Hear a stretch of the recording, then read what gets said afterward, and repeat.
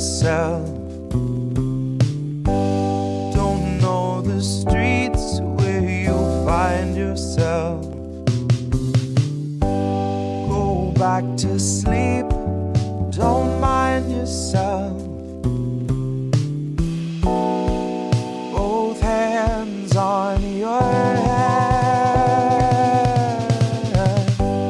When you dream, you're by yourself.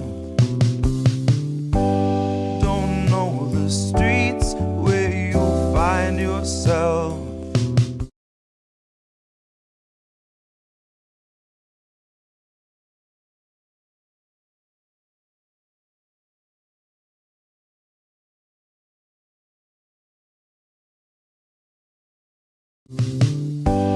Go back to sleep, don't mind yourself.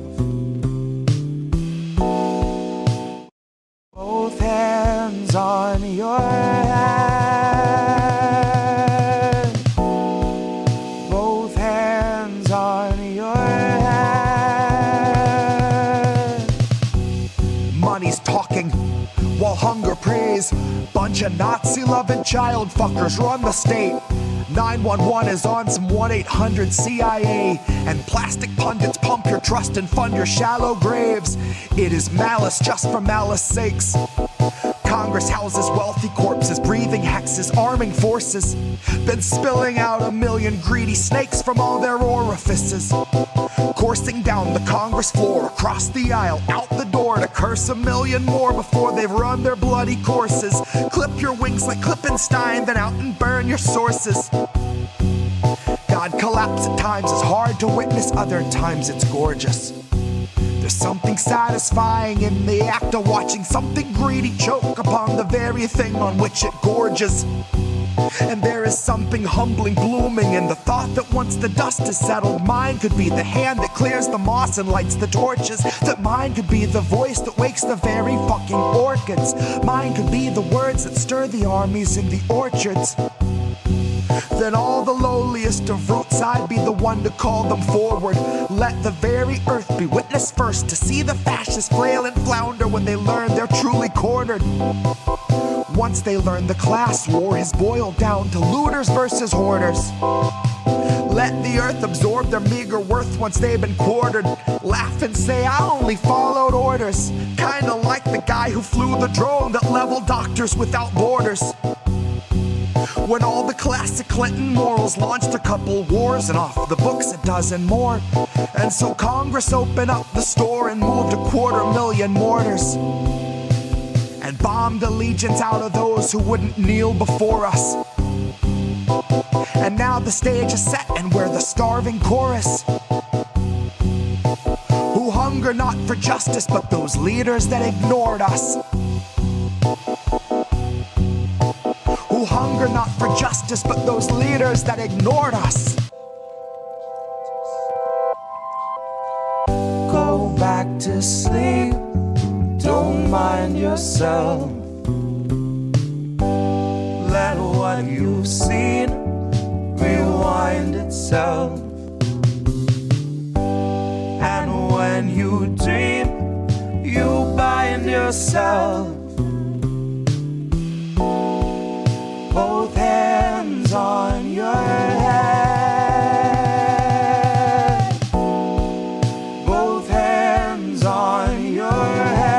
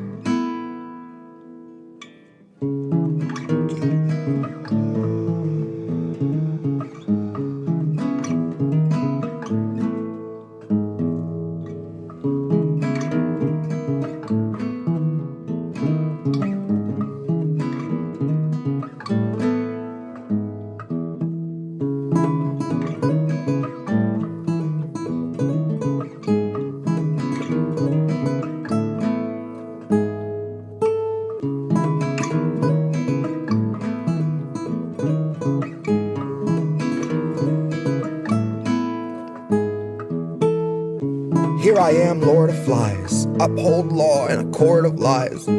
It's sort of a divorce of kinds when you follow your truth upstream and you find that the source is dry. Force of habit.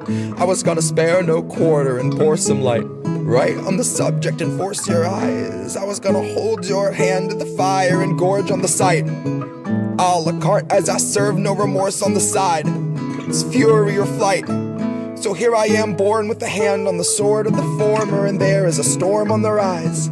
Tell those awake in the fourth estate that they're a little too late. I awaken to my surprise. There is rot in my heart, hate on my lips, and decay in my eyes.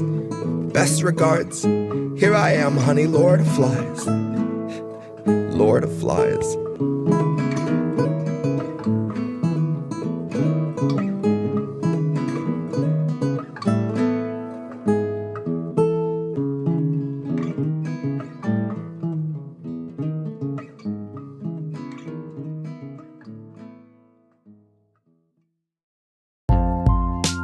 Who are these people?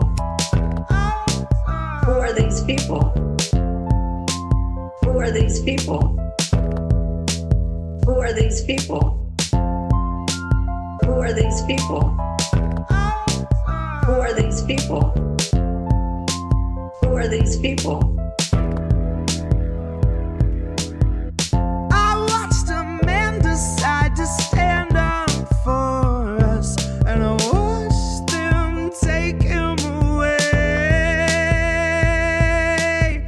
So I had to break down your respect for the process, but the process won't be saved. Hi, I'm Nancy, and I love ice cream, I enjoy it. but not as much as watching people forced out of their homes.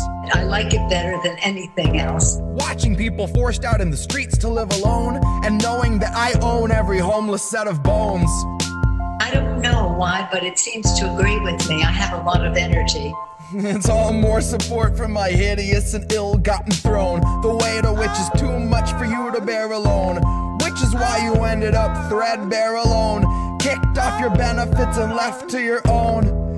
The diner that you worked at was told it could open its doors, but there's no clientele, and it's probably just as well, because half of the staff didn't last, so they can't come to work anymore. You can't expect a corpse to pull itself through the door to flip omelets for $8 an hour anymore. Make your own food, clean your own floors, fake your own news, fill a whole morgue. Get a film crew out front, but don't let them in the doors. Let's keep it frontline heroes, America's soldiers, you know the score. Joe knows the score.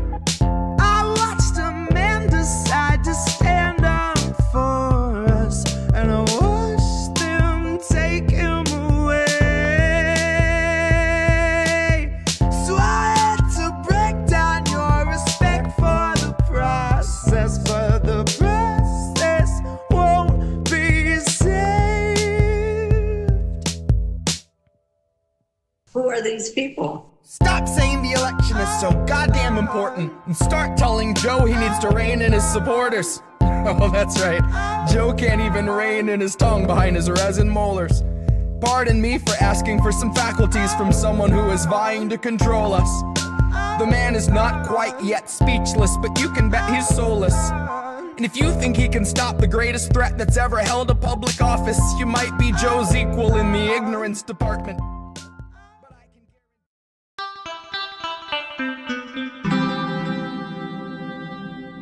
Who are these people?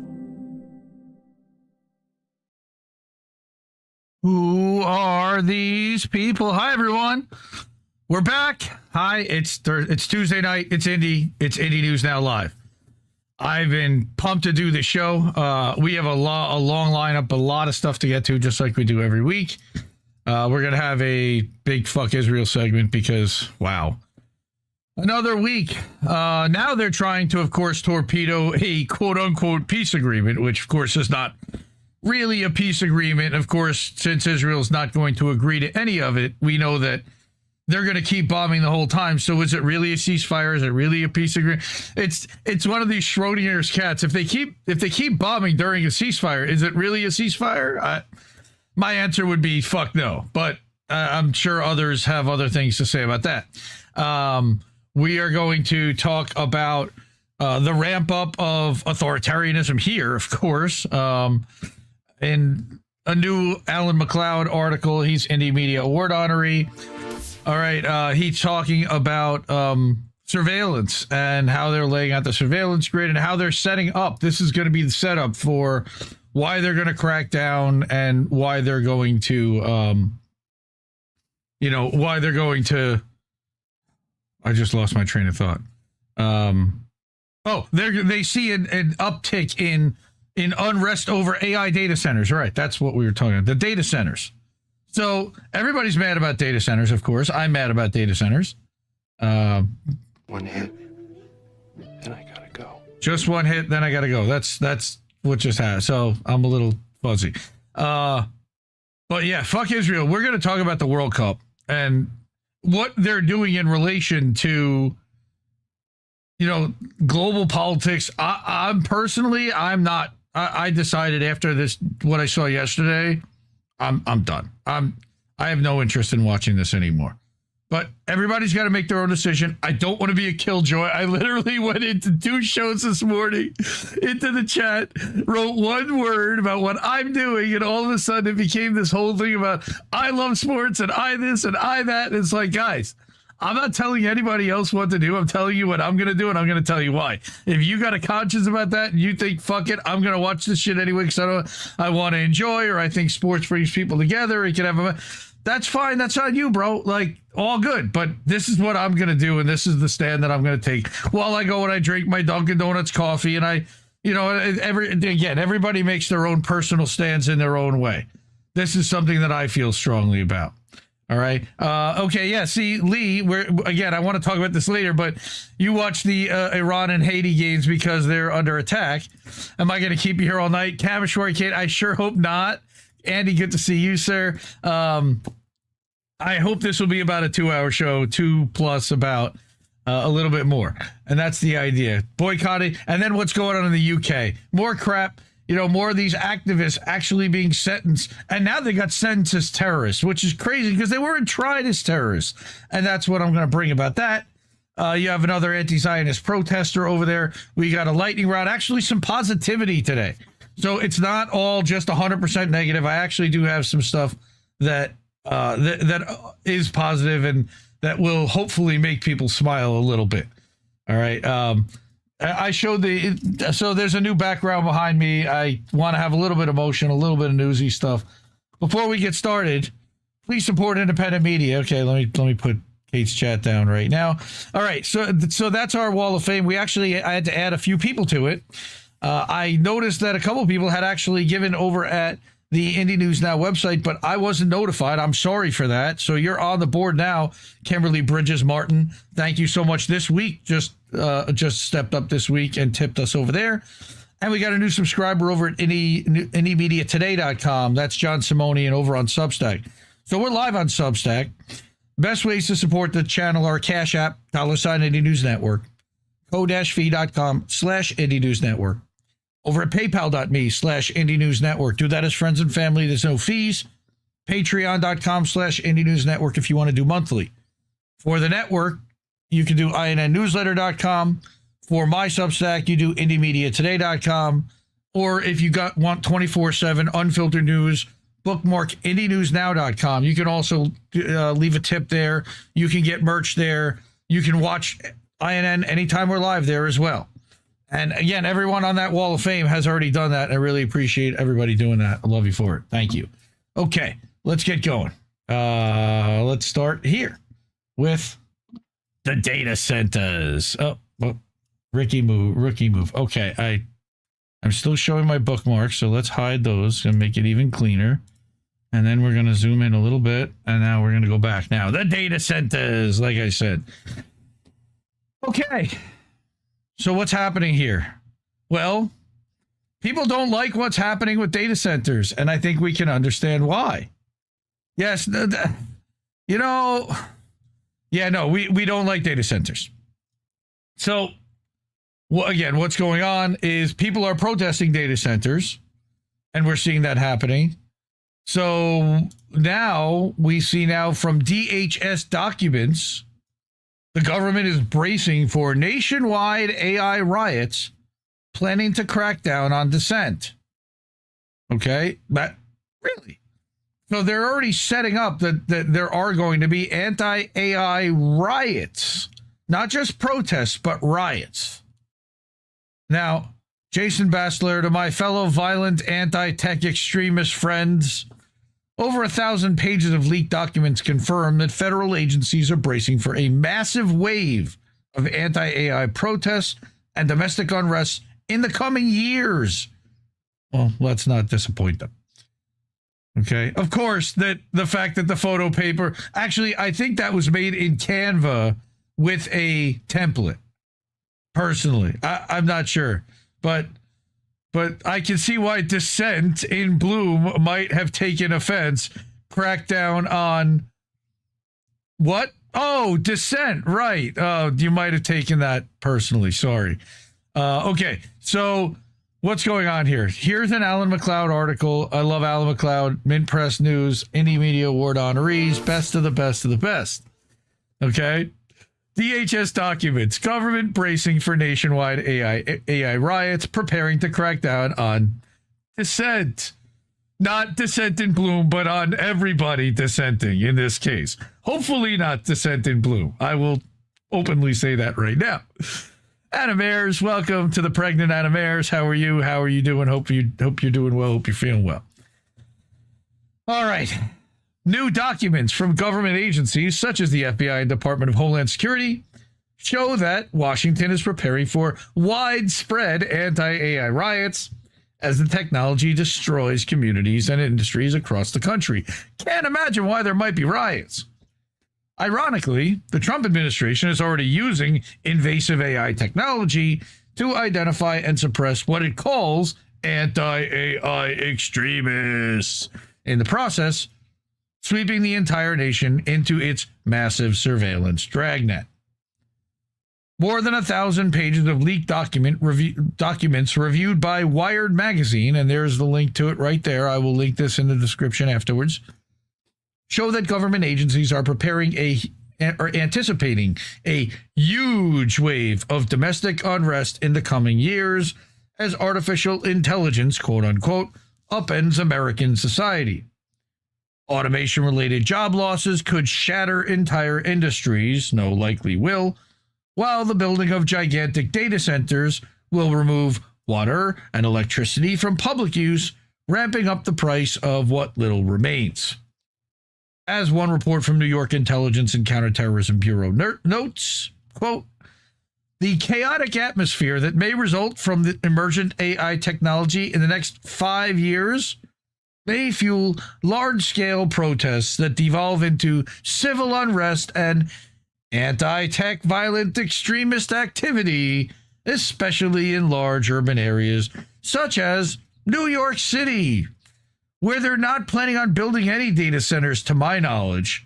But sure, I mean, that's where the headquarters of some of these companies are, but not really. Okay.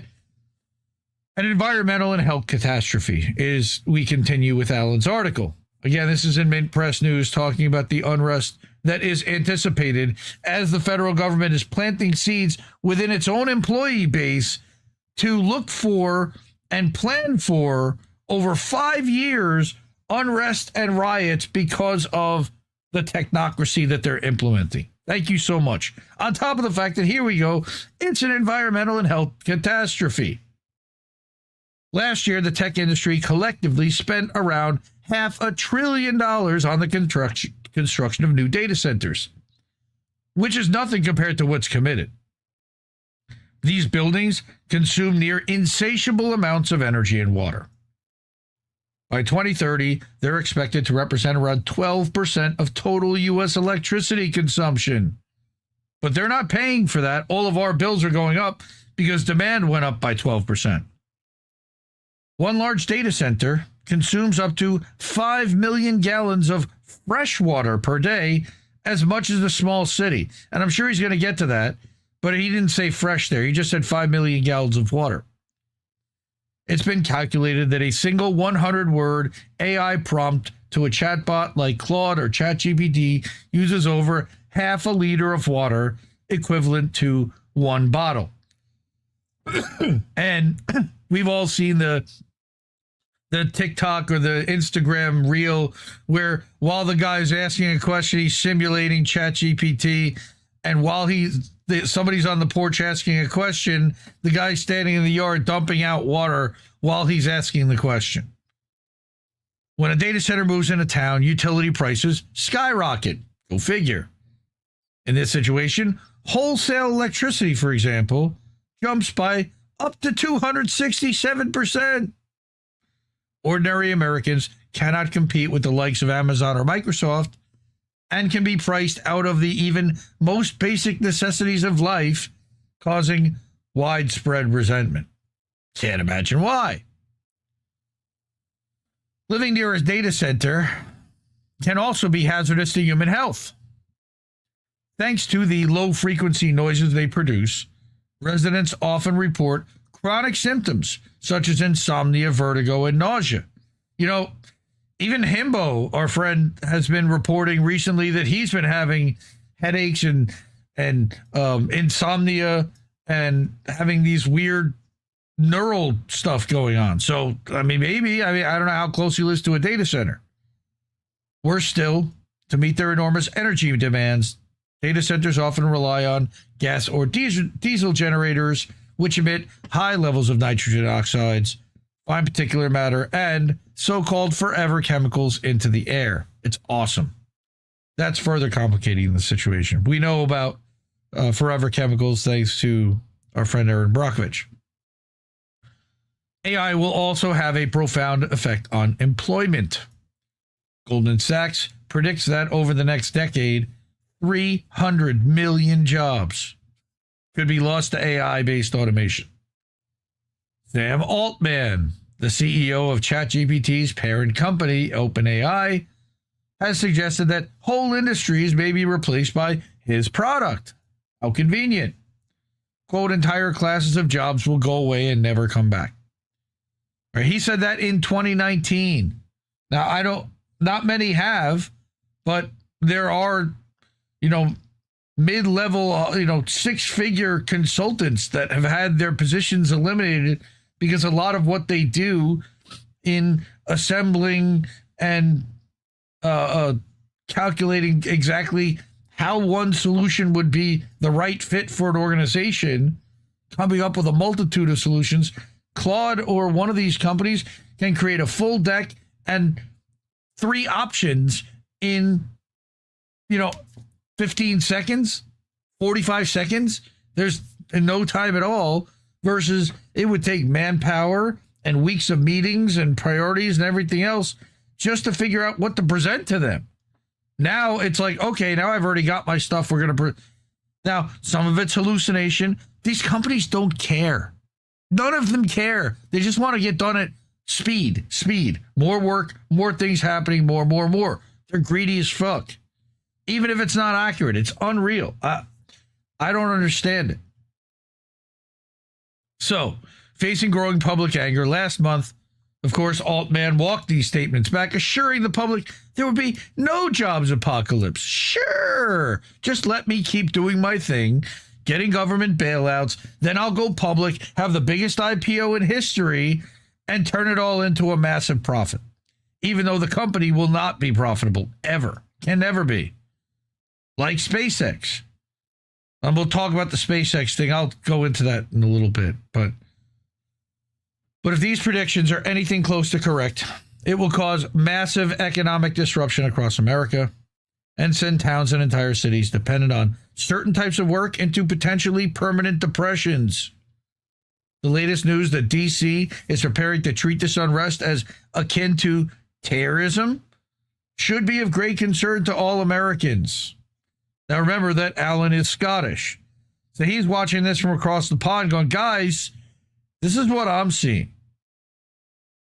For those of you who don't know, I had a conversation with Alan back in January. You can watch that over at INNnewsletter.com ad-free, or over at the INN YouTube channel that you're watching, or Rumble, or a bunch of these channels.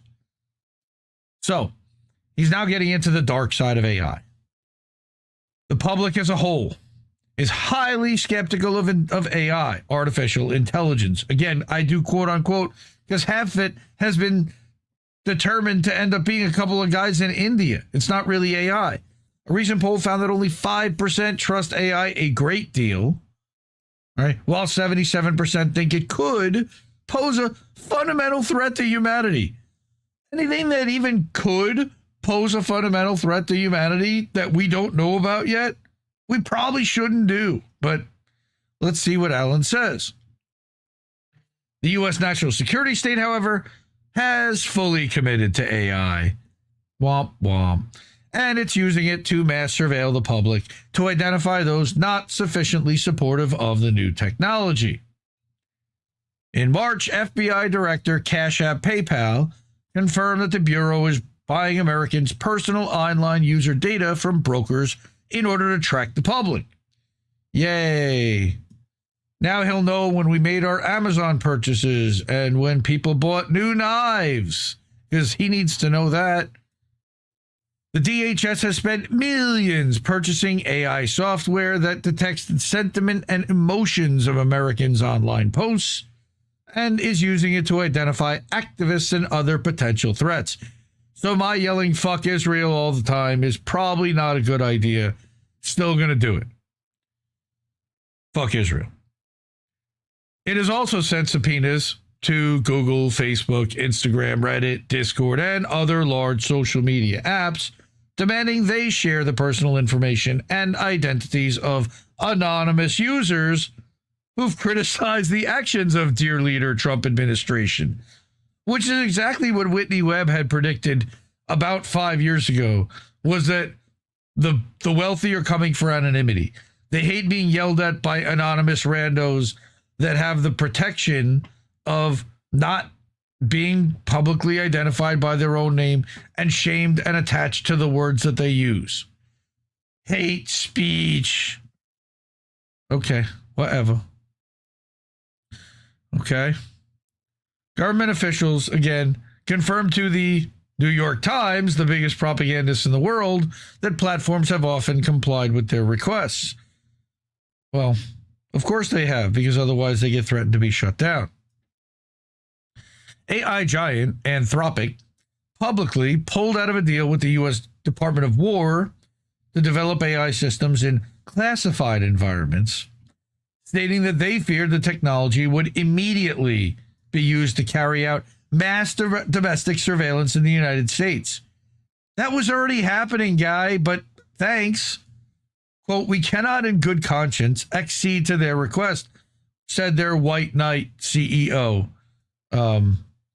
But of course, he's not such a good dude either. All right. Company was immediately labeled a national security supply chain risk by the Trump admin, and the contract was fulfilled by OpenAI.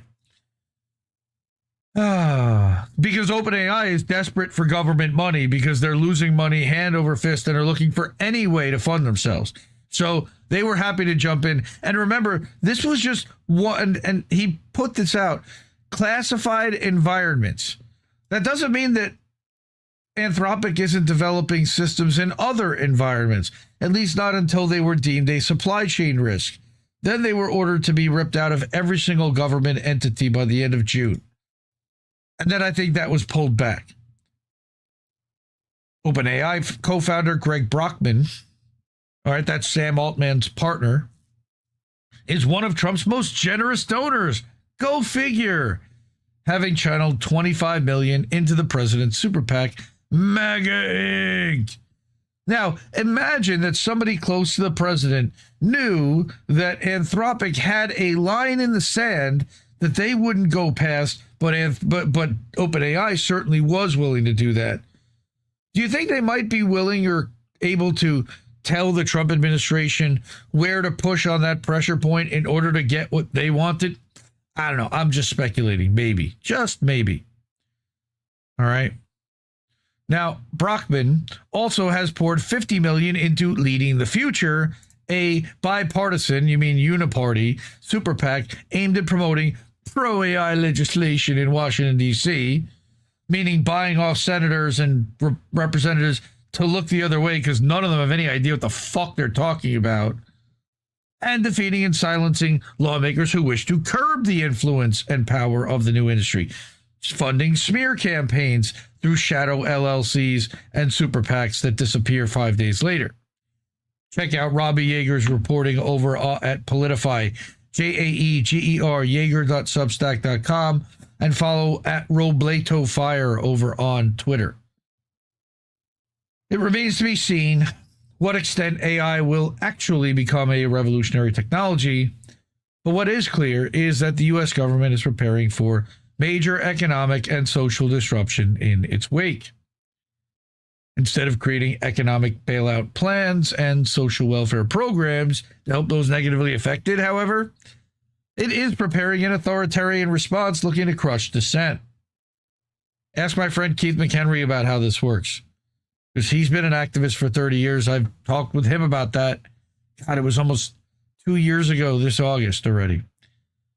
What makes this future even more ironically dystopian is that to do so, it's using the very AI that's triggering the problem in the first place. Yeah. Circle of life. Right? Oh, man. I think this actually, wait, deserves a Misty. We're fucked. Wait, what? I missed that. We're fucked. That's better. Thank you. I missed the beginning of that. All right, let's go back to the beginning here. Hi, everybody. Okay. Old Man Barker's here. I see he's here. What's up? I see Lee. Welcome, Lee. Lee Argent. Yes, Shanda put up the hearts I saw for her earlier. I know you put a curse on him, but I figured that's what had happened. Again, the deporting these IO-Satanist terrorist thieves should be ICE's prime directive. Yeah, but they're being paid by those same thieves, so they're probably not going to do that, and we know that. Macy is a college grad that couldn't even get a job at McDonald's. That's the government's fault. Well, I guess, I don't know. Yeah, here, exactly, Dissent. It feels like the whole Anthropic is so ethical the Trump admin won't use them is a reverse psychology thing. Yes, it's totally a psyop to make Anthropic be more of a white knight company that commercial companies would want to use because, oh, the government doesn't think they're safe because they're so ethical, right? Yeah, no, I'm totally with you on that, 100%. All right, what else here? I saw a couple other people. Yes, you posted a short of Shanda's flowers. Thank you, Macy. Yeah, we'll talk about Shanda a little bit later. Gonna ask everyone to keep going to the shop and to pick up t-shirts. I know Oz ordered a shirt and they sent the wrong size and they were waiting for a back order on the right size. So that's now in and they're going out to everyone. But yeah, man, Alan McLeod's as good as they come. I love seeing his take from across the pond and from outside the United States of what he sees and what I think the rest of the world, quote unquote, sees when they're looking at what we're doing as a country. And I trust his judgment. He's been pretty on most, if not all of the time. Love his reporting. And yeah, shout out to Jason Bassler at the Free Thought Project. He's also doing some work on the flock camera stuff. There was a dude that was knocking out flock cameras, and he wants to start a GoFundMe for the guy who got arrested for knocking out 13 flock cameras. Not 33, but 13. But yeah, so shout out to Jason Bassler, shout out to Al McLeod, and support independent media because that's what we do, and we need you to help us more than ever. The ways to do that are on that board. You can see I actually tallied up everything that everybody's supported throughout the year, and we're actually halfway to goal, which is really exciting because we're about halfway through the year. So we're right on pace. I really appreciate everybody doing that. Over at Cash App, $ Indie News Network, over at paypal.me/Indie News Network. If you type co-fi.com/Indie News Network, it'll actually pop up your note up on screen.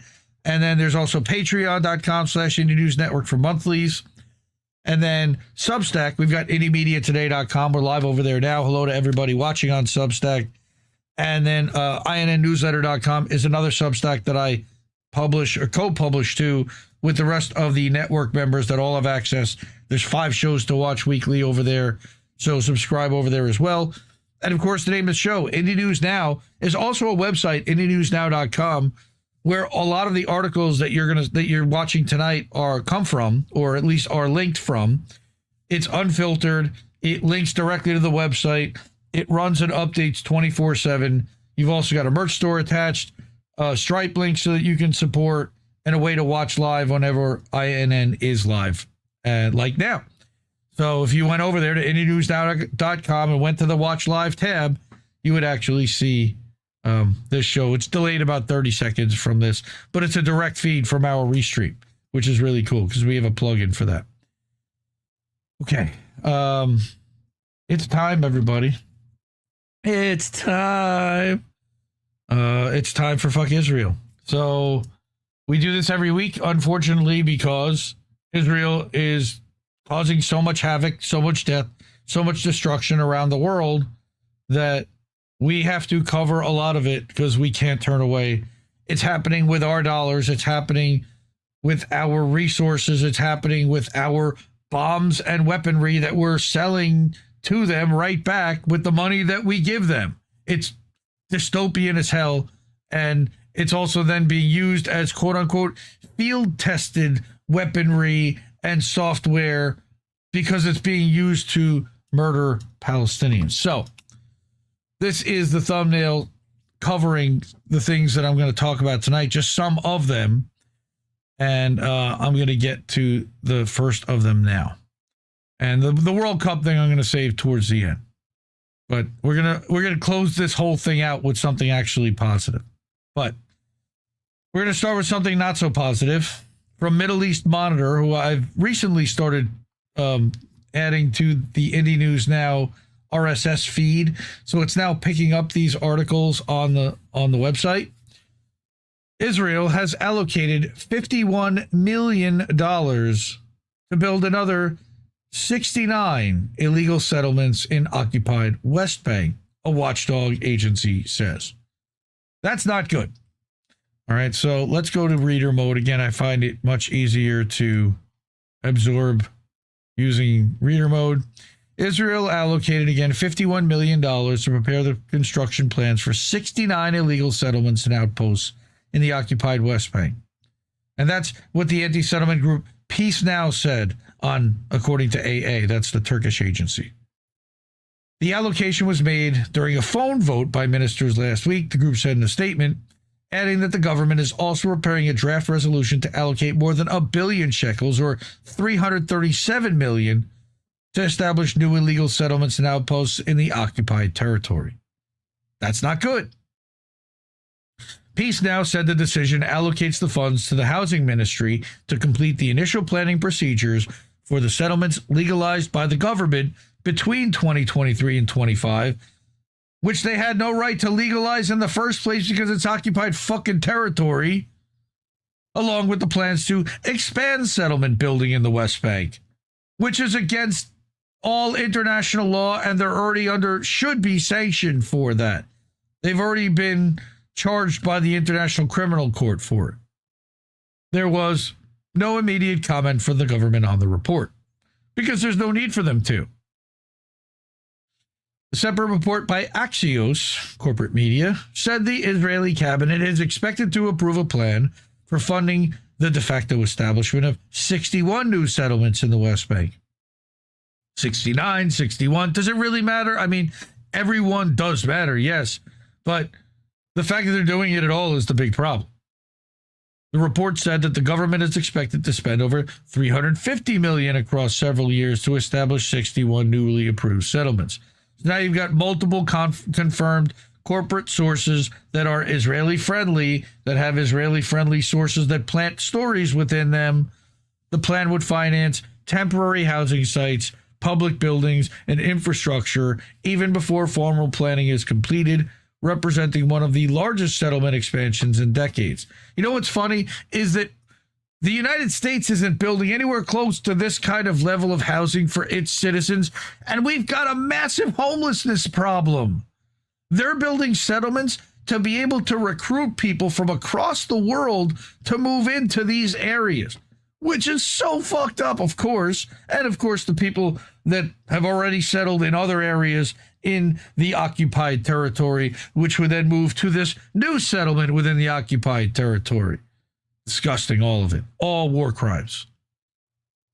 Many of the settlements are in strategically sensitive areas, such as the Jordan Valley along Highway 90, the South Hebron Hills, and locations intended to create territorial continuity between existing settlements.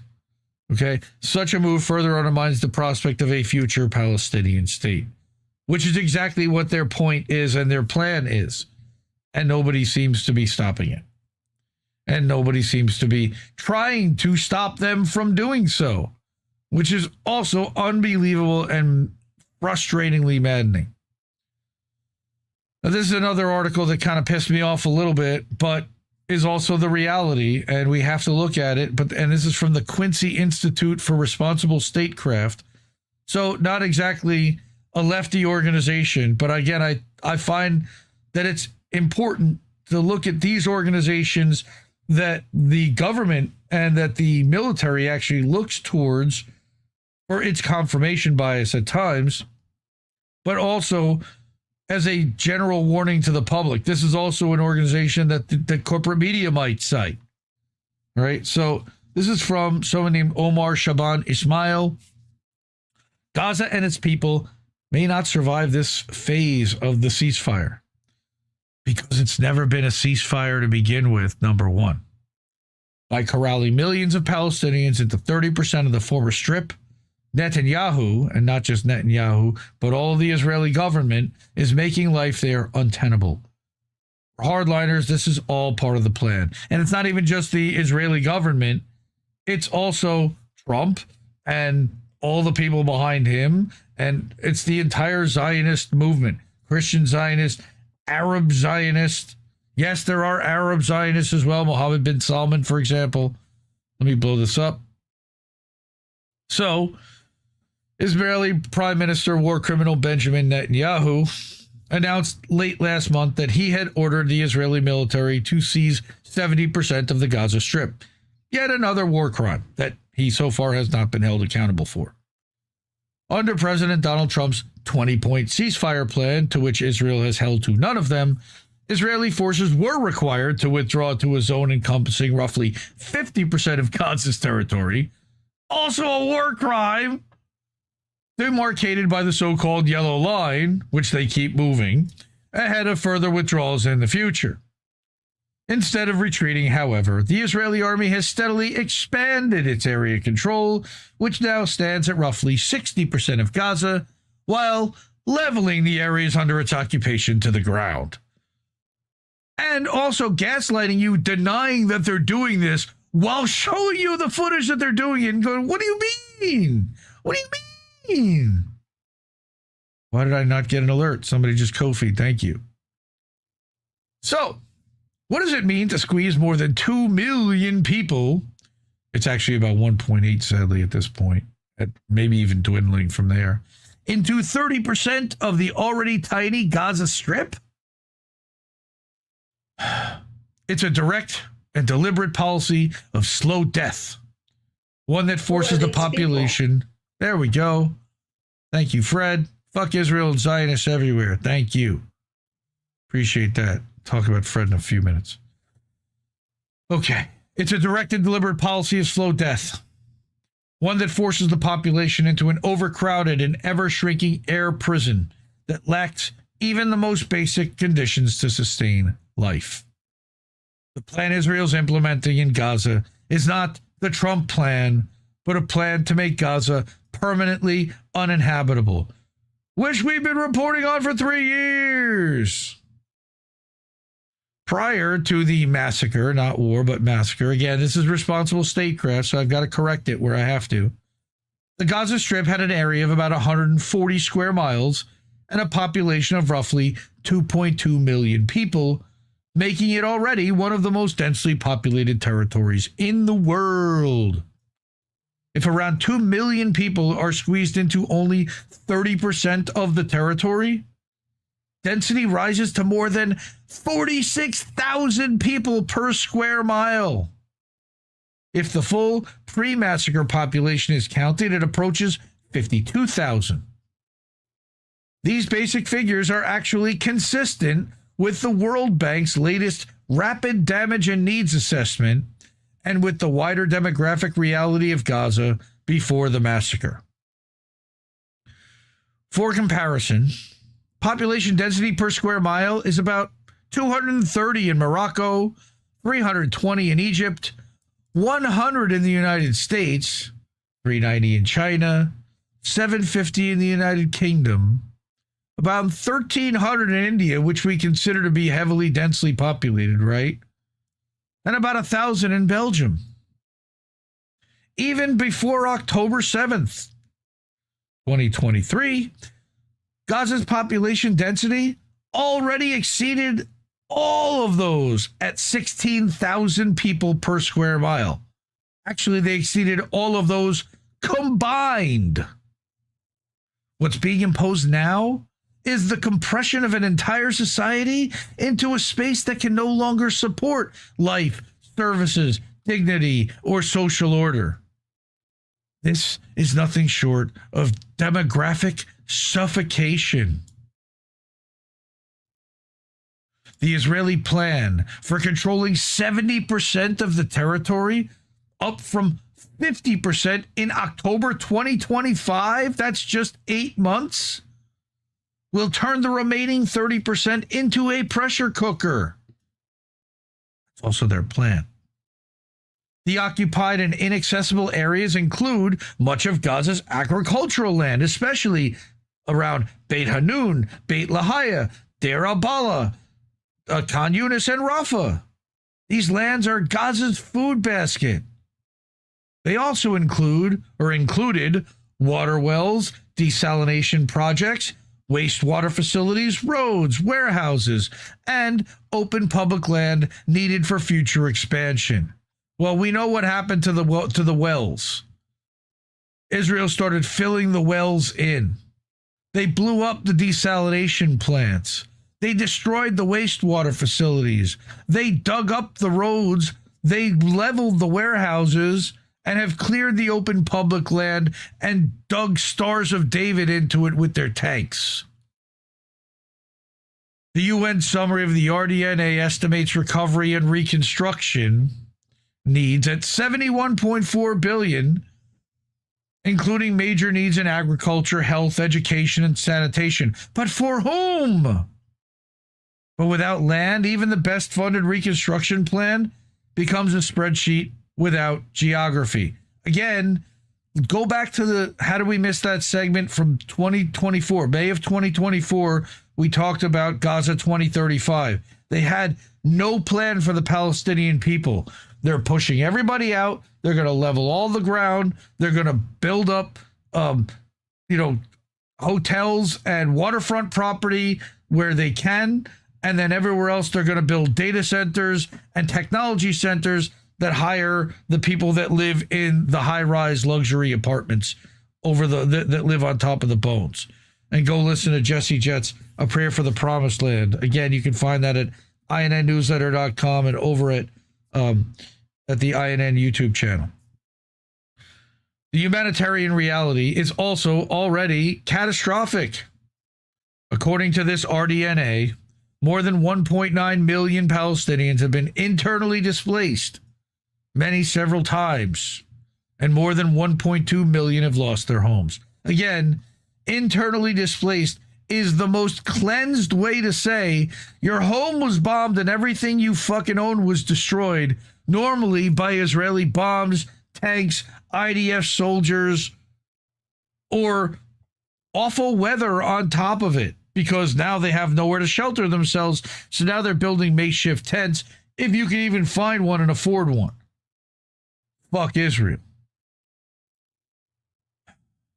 Fewer than half the hospitals and less than 38% of primary healthcare centers are even partially functional. Why is that responsible statecraft? Because Israel has murdered the healthcare workers. They have taken hostage the doctors and held them captive for years, like Dr. Hussam Abu Safia, or raped them to death, like Dr. Adnan Al-Bursh, okay? And they've blown up the hospitals and destroyed the medical equipment and prevented medical supplies from getting in. Why is that? See, this is totally cleansed, which is why I wanted to yell about this, because they're glazing over the fact of why this is all happening. Because they know.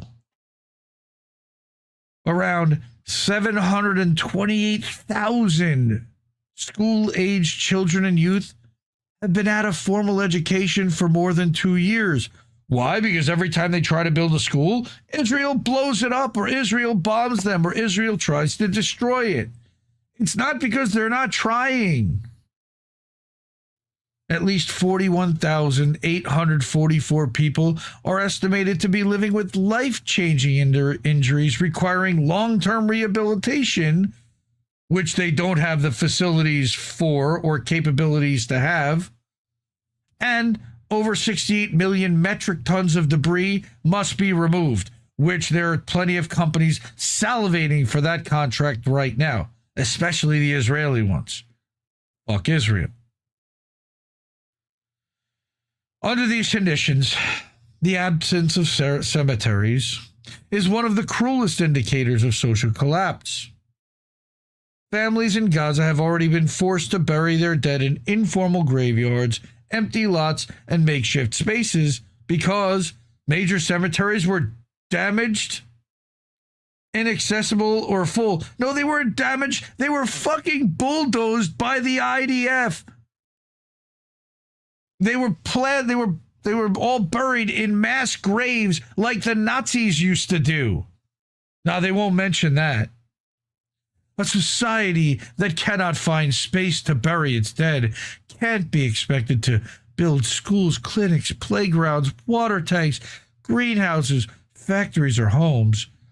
Even death becomes displaced. Listen to how clinical and how shit-libby this is and how condescending all of this is. Like, it's infuriating. This is why the question of land cannot be separated from health, education, and social behavior. Gaza's population grows by roughly 60,000 people each year, which is why Israel keeps bombing to make sure that it doesn't continue to grow. Under normal circumstances, the territory would need dozens of new schools annually, additional hospitals and clinics, more cemeteries, more sports facilities, more wastewater treatment capacity, and more public space. Of course, Israel wasn't ever going to give that to them. Today, Gaza must do all of that while rebuilding hundreds of destroyed or damaged schools and hospitals, tens of thousands of homes, and the economic base that once allowed families to survive without total dependence on aid.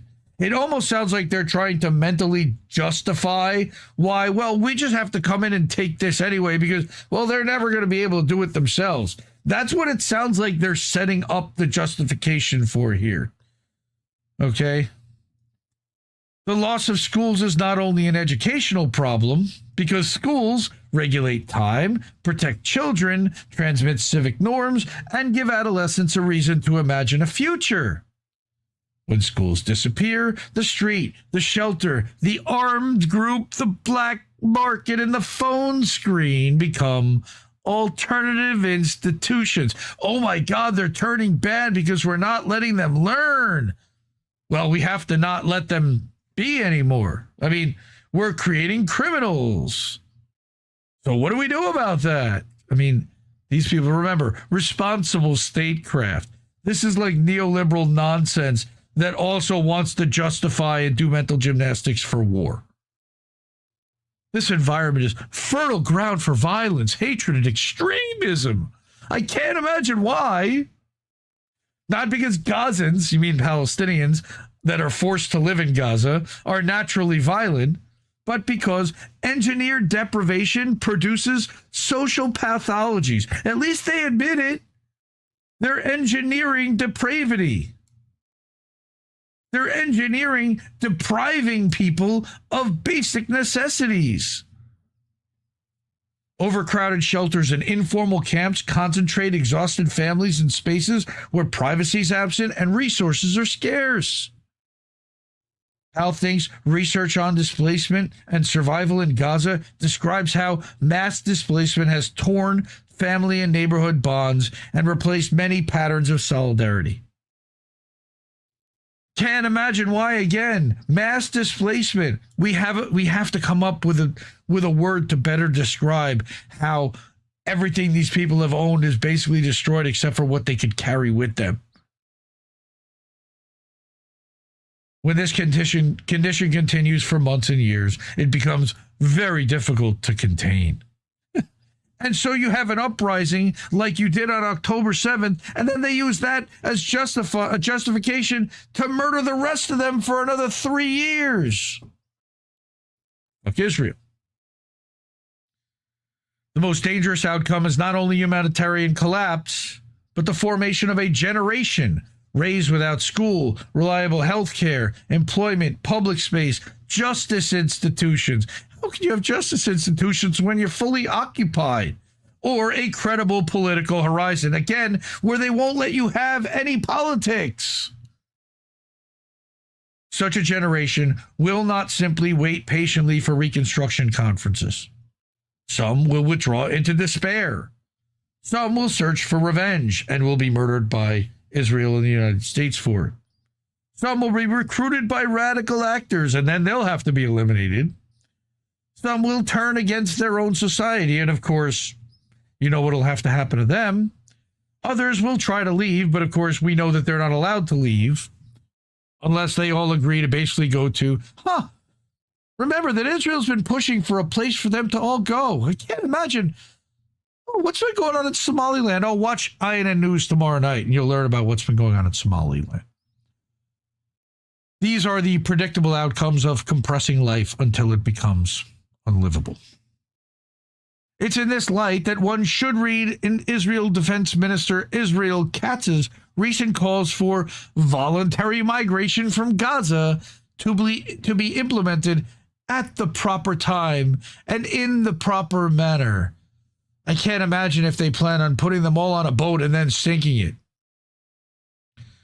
Indeed, Israeli authorities have created an official government agency to advance such departures. Of course, they don't allow nearly as many people that sign up to leave to even go. Vet them like crazy to make sure that they're not going to then rise up against Israel once they leave. Monitor them closely once they do. Have them check. Remember, they don't have passports. They don't have official status to go anywhere. So they'll be placed somewhere and kept prisoner there too. The sequencing of Israeli actions suggests clear intent. First, make return impossible, then make life unbearable, then present departure as voluntary. No, it's this necessity for survival. If 2 million people are denied land, water, schools, hospitals, jobs, safe homes, and even cemeteries, the final destination will be a mass exodus, or the other thing Israel's planning, a mass execution. That's the other final destination. The policy conclusion is straightforward. Preventing mass displacement begins with ending the policy of territorial compression inside Gaza. So here's their idea for solutions that Israel will never adhere to, and that the United States will never make Israel adhere to. Palestinians must regain access to their land, yes, including agricultural areas, public land, and infrastructure sites. How? Reconstruction must be allowed where people actually lived, not only in overcrowded containment zones. Totally agree. Schools, hospitals, cemeteries, water systems, municipal services must be treated as security infrastructure, because without them, no society can remain governable. Again, that's Israel's intent in the first place, responsible statecraft. How about being honest about that in the first place. In 2012, the United Nations warned that Gaza could become unlivable by 2020. They missed the mark by a few years. That warning now reads like an understatement. Amid how? Unlivable is unlivable. Amid the destruction of massacre, the loss of homes, the collapse of services, and the shrinking of available land and resources, Gaza, and also the West Bank, by the way, is not merely facing a humanitarian catastrophe, but an imposed and politically engineered geography of non-life. That's a nice way of saying occupation, slaughter, destruction, and terrorism. They're literally terrorizing these people into leaving. The terrorists reside in Tel Aviv and Washington, D.C. The occupation of 70% of the already tiny strip. Also, by the way, they occupy the rest of it. They're just choosing not to go in there right now. Is not merely the occupation of the land. It's a policy aimed at the destruction of all means of life within a confined enclave. If this continues, which it will, the question will not be whether people leave, but how many will be forced to choose the sea. Or else, what, responsible statecraft? Or else what, Omar? This guy holds a master's in entrepreneurial studies from the University of Stirling in Scotland and a second master's in development from Geneva graduate. Born in Gaza in 1962. Again, this is personal to him, but he got out. He exited to Cairo in October of 2023. Interesting. Wonder how he got out amid all of that, because I know they closed those borders for a while. Anyway. Fuck Israel. Okay, let's continue. And I told you there was going to be some bad, and then there'll be some good, but we'll start with, this is a horrible article written in the Cradle. The people buried in Gaza's rubble may never be identified. So I'm going to read these little images here because I know it's hard to see on the screen. There's thousands of Palestinians believed to be buried under Gaza Strip's rubble may never be identified if recovery efforts continue to be delayed, the Red Crescent warned. Since the ceasefire, the fake ceasefire began, Palestinians are trying to clear some of an estimated 61 million tons of debris accumulated in the Strip, as we reported from the last article. Why would it be hard to identify bodies? Well, I can't imagine. Recovery teams largely rely basically on hand tools as Israel prevents entry of equipment. Bodies reduced to bones due to environmental conditions and animal activity, meaning they're eating the bodies because there's no pet food left. Bodies reduced, okay, and then with time, facial features, fingerprints, personal belongings, and DNA reduced chances of successful identification, right? I mean, decay, basic decay. Also, Gaza's hospitals lack the equipment needed for DNA testing. Army bulldozers operating in some areas move and disturb human remains, like we said. Bodies also remain buried longer because increasingly they become increasingly decomposed or even skeletonized. And of course, they don't have the equipment to analyze the skeletons. A cemetery, for example, in Deir al-Balah was established to contain recovered bodies, and they're buried in numbered graves. More than 650 unidentified bodies have already been buried there. And this is a long article that I'm going to post a link to that I want everybody to read. They do have a couple of links from Drop Site News tweets. I hate that, and I didn't want to share that. But they also had a couple of important tweets from Rami Abdul, who we are going to have a tweet from later on and more stuff from. So fuck Israel for, of course, disappearing these people so hard under rubble that they may never be found, identified, and will be lost forever. Shown as missing, never being able to, I can't even imagine the psychological damage that does to society. Okay, next. We get to the really big fuck Israel portion. Israel murdering children, because we seem to be covering some of these stories every week. And this came from multiple sources, not just Sarah, because I know a lot of people question whether Sarah usually has, accuracy. She's very quick to she's part of this ecosystem of breaking news, but this one's legit. Israel executed Ryan today in Gaza with a bullet to the head. 3 years old. 3. You got kids? You got grandkids? Bullet to the head. These fucking war criminals. Disgraceful. But as our friend Angela over at Anti-War News reminds us, Israel murders babies every day. Every day. They want to deny their disgrace, their monstrosity. I'm just holding a mirror up to it.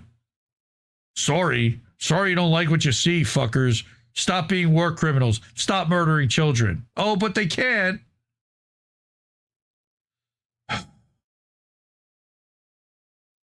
Airstrike in Gaza City kills little boy and his father. The attack came a day after Israeli gunfire killed a 3-year-old boy in Gaza. Again, Israel murders children every day. Shout out to Dave DeCamp, Indie Media Award honoree at antiwar.com. Best of the best. Now, I brought this video, Dr. Mark Browner. I brought one of his videos several weeks ago. Haunting. I love this guy. He's a hero. And he's going to talk about how Gaza changed him. So let's unmute and listen to what he has to say. Gaza changed me. Emotionally, existentially, in just about every way. I'm Mark Browner, ER Dr. Gaza Witness. Follow me for more sad shit. I came home and started questioning almost everything. My mortality, my relationships, my career. How much of my life I'd postponed while assuming there would always be more time. I have my final night shift coming up soon, after nearly 40 years in emergency medicine, probably close to 1,000 night shifts. 1,000 night shifts of trauma, chest pain, sepsis, death, exhausting conversations under fluorescent lights at 3 a.m. And somehow Gaza shook me awake. Because when you spend time inside a genocide, you stop believing the illusion that life is guaranteed.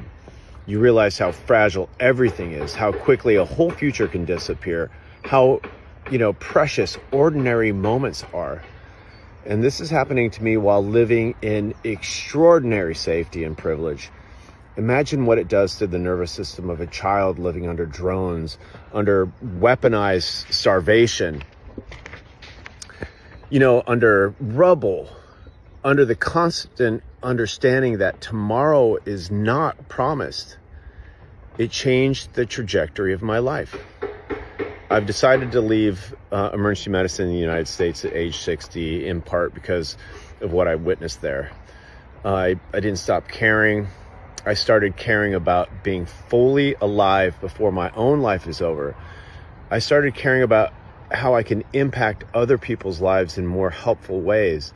I want less postponement, less fear, less sleepwalking, more truth, more presence, more courage, more action.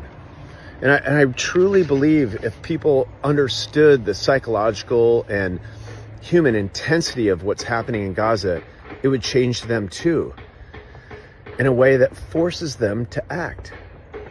It should. This very second. Gaza changed me. Emotionally, existentially, in just about every way.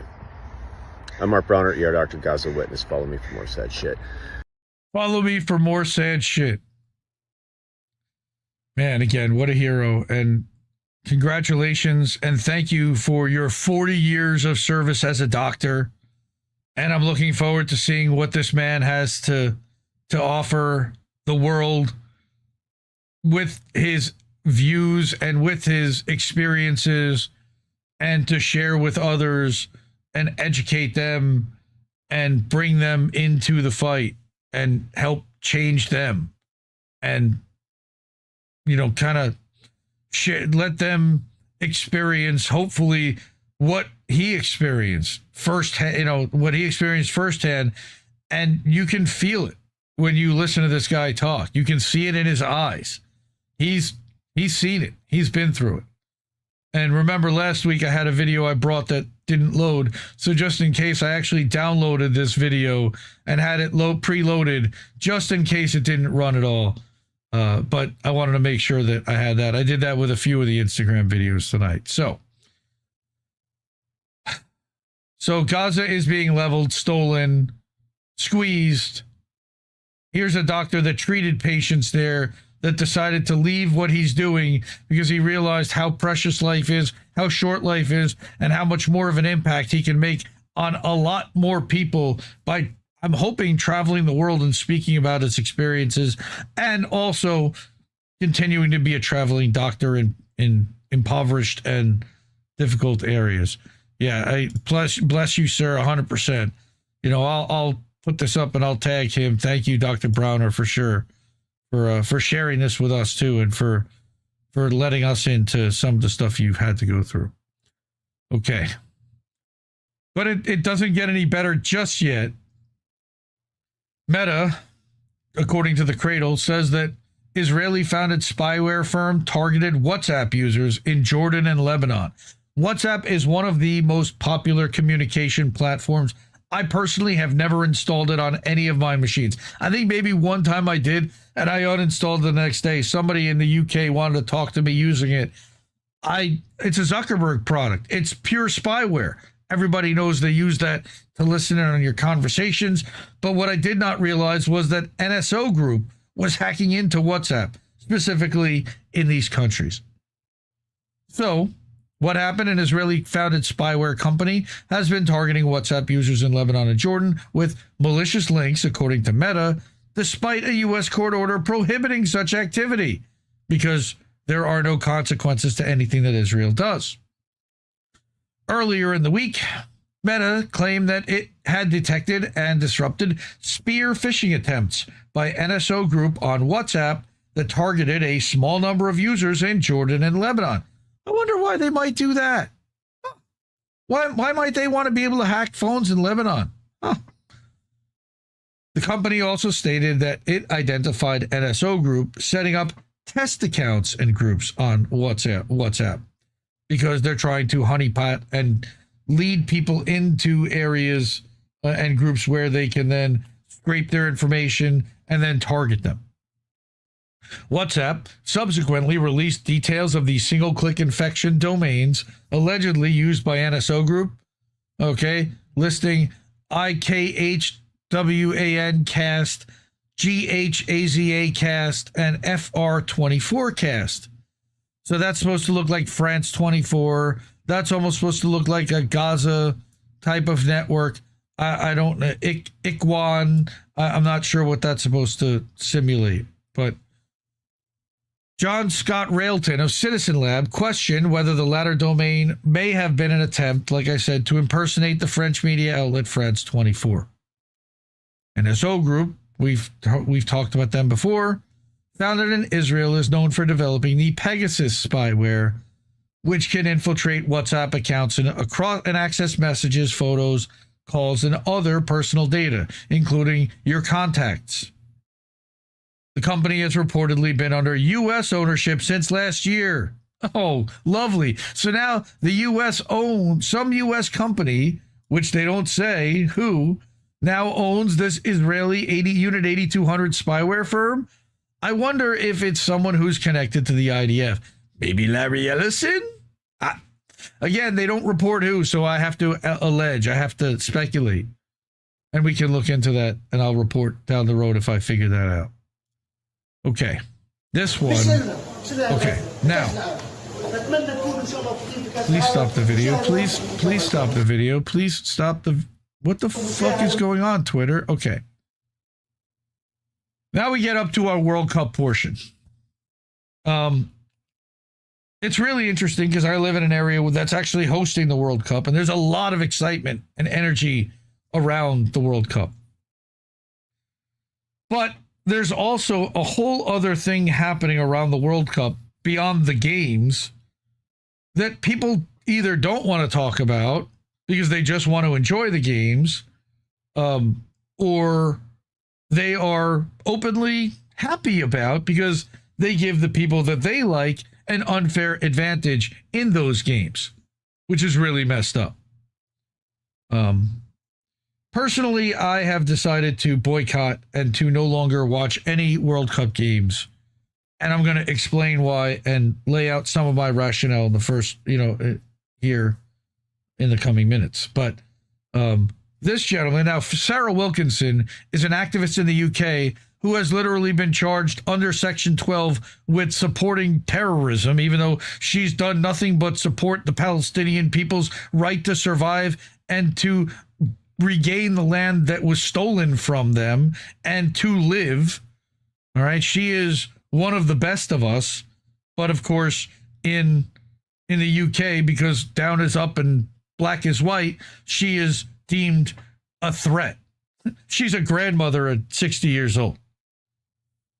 She posts really, really tough stuff from Gaza and from West Bank and from Palestinians every day. And I appreciate her rawness every day because she reminds us all exactly what's happening there. No sugarcoating. So what happened here today is that, or yesterday, she reminded us that a family whose family were killed by the Israelis in Gaza says, sorry to be boring, but while you're watching the World Cup, we're still being killed. So now let's hear what this man has to say. Enjoy watching. Not for us, not for the people of Gaza, for the World Cup. I hope you're happy enjoying the World Cup. Enjoy watching. We've been playing a match for 3 years. We've become boring. We apologize to you and the Arabs. We've become very boring. Many of our people have died. I hope you're enjoying the World Cup. And that you travel to the United States, Canada, and Mexico, but we're boring, but we have God. But God willing, the blood of the martyrs will water the land, is what he's saying. And we will cultivate the land. And I missed that. Now he's going fast. And feed the whole world with dignity. We will feed the whole world with dignity through our martyrs. This martyr would have turned 60 today. Today is his birthday. You can see why he might be a little bit upset about them accepting Israel as a team that was welcome to play in the World Cup. That's the first thing, that Israel is even welcome, and that Russia has still not been welcomed back into the World Cup. The FIFA decided to kick them out in 2022 after the U.S. and NATO provoked them into invading the Donbass to protect the people of Donetsk and Luhansk and Crimea from being bombed by Ukrainian weapons attacking the Russian speakers there. Yeah, that happened, okay? They don't want to discuss that that's actually how it happened, but that's actually why it happened. But FIFA then decided to ban Russia. It's now been 4 years. Israel has been committing genocide in the Palestinian people and has murdered, again, here's another statistic, as you watch World Cup matches in packed stadiums. Remember that Israel also welcomed in World Cup competition, okay, turned Gaza's football fields into detention camps. sites of abuse, rape, torture, and field executions. The game continues. So does Gaza's genocide. This is a real picture. This is not AI. Fuck Israel. But yet I continue. Wait, what happened here? Sorry. Here's the thing that drove me over the edge. I saw this the other day on Twitter, and it infuriated me so that I'm like, all right, I'm done. Congratulations, guys. You finally convinced me that I'm no longer interested in watching what you have to offer. FIFA proposing Israel versus Palestine match for opener of Youth Football Festival? The new tournament is set to take place in the United States in September. I wonder if it's going to be on September 11th, and is open to all 211 of FIFA's member associations. So what I said was, I am no longer going to watch or follow the World Cup and encourage everyone else to do the same. Fuck these genocidal lunatics. They shouldn't exist as a country, let alone be invited to play a soccer match against the people they're murdering daily. FIFA is a disgrace. Now, on top of all of that, remember that Israel has killed 566 football players in Gaza. They've killed the national team. They only have a youth team because they only have the youth left. Almost half the number of players at the entire World Cup. That's how many football players, soccer players Israel has murdered. And yet they're welcomed into this tournament? Fuck Israel, fuck FIFA, fuck the World Cup. Look, I understand if you want to watch and you like watching the sport and it's your escape and whatever it is, but this is how I feel about it. And I want to call out and invite others to do the same. Now, this is actually a very positive story that I want to share. The strangest construction in Gaza. This is at scene.palestine. Okay? It's sad, but uplifting and inspiring at the same time. So let's unmute and let's give these people our full attention. Filters in the strangest way. Hi, Scene TV, Mamdouh speaking. Come see it with me. We recycling bomb buildings. We go to the side and we find these steel rods that used to hold up the concrete. Then what? We get tape. Yeah, tape. And start putting these rods together, fixing each one to other. Then we tying them with tie wires as well. Once the full structure is fully ready, we cover it with the plastic tarps. Because of shortage and high cost of plastic tarps in Gaza, we are forced to use the old ones for the outer structure, even they are fully of holes, but we don't have any choice. And then we line it with the new plastic tarps to provide as much as protection from the cold. It's heartbreaking, but this is our reality here. This is happening because Israel doesn't allow any construction materials into Gaza to rebuild homes that they bombed and destroyed. Not even proper shelters are allowed in, and even wood, something that could make life easier and help us to build a simple huts or shelters to live in, is not permitted into Gaza. Why? Because they want to make life impossible, so we leave. But we will not leave, because it's our land, it's our home, it's Palestine. But tell me, you will continue standing with Palestine or not? Will you? I certainly do. These people deserve to live in their land. They should not have their homes stolen from them yet again. And it's heartbreaking, but it's also uplifting how they're coming together, how they're making do and creating with what they actually have in front of them. Again, I found this, while sad, also uplifting at the same time. And look at how they smile. Look at how they still have hope and are fighting even in the face of being kicked out of the land that they know is theirs, that is rightfully theirs. God, fuck Israel. It's so disgraceful that these people have been treated this way. Okay. Yeah, using rebar from bombed out structure. So I also wanted to go back, on the FIFA point, because FIFA has also, the U.S. has also been using ICE to target specific countries and screw with their players. They also didn't allow a referee who was going to make history and be the first referee from his country to ever referee at the World Cup. Like, we should not be allowed by the international community at this point to host this, and Israel should not be allowed to attend at all, and Russia should absolutely be invited, because when you compare what they've been doing in Ukraine with what Israel has been doing in Gaza, how can you still invite Israel but not invite Russia? It's such a hypocrisy. It's such a double standard of nonsense. And then on top of it, to try to force the Palestinian kids to play against the people that are murdering them, that are better funded, that have a clean bed to sleep in. These people will fight to the last minute just to get out and have the opportunity to play, even if they do. It's so sad and so frustrating and so maddening. So thanks everyone for sticking with me through that. Fuck Israel. And support independent media, because we need it more than ever. I don't know too many shows that will go through a whole lineup of all these different horrors that Israel is enacting. I appreciate the ones that do.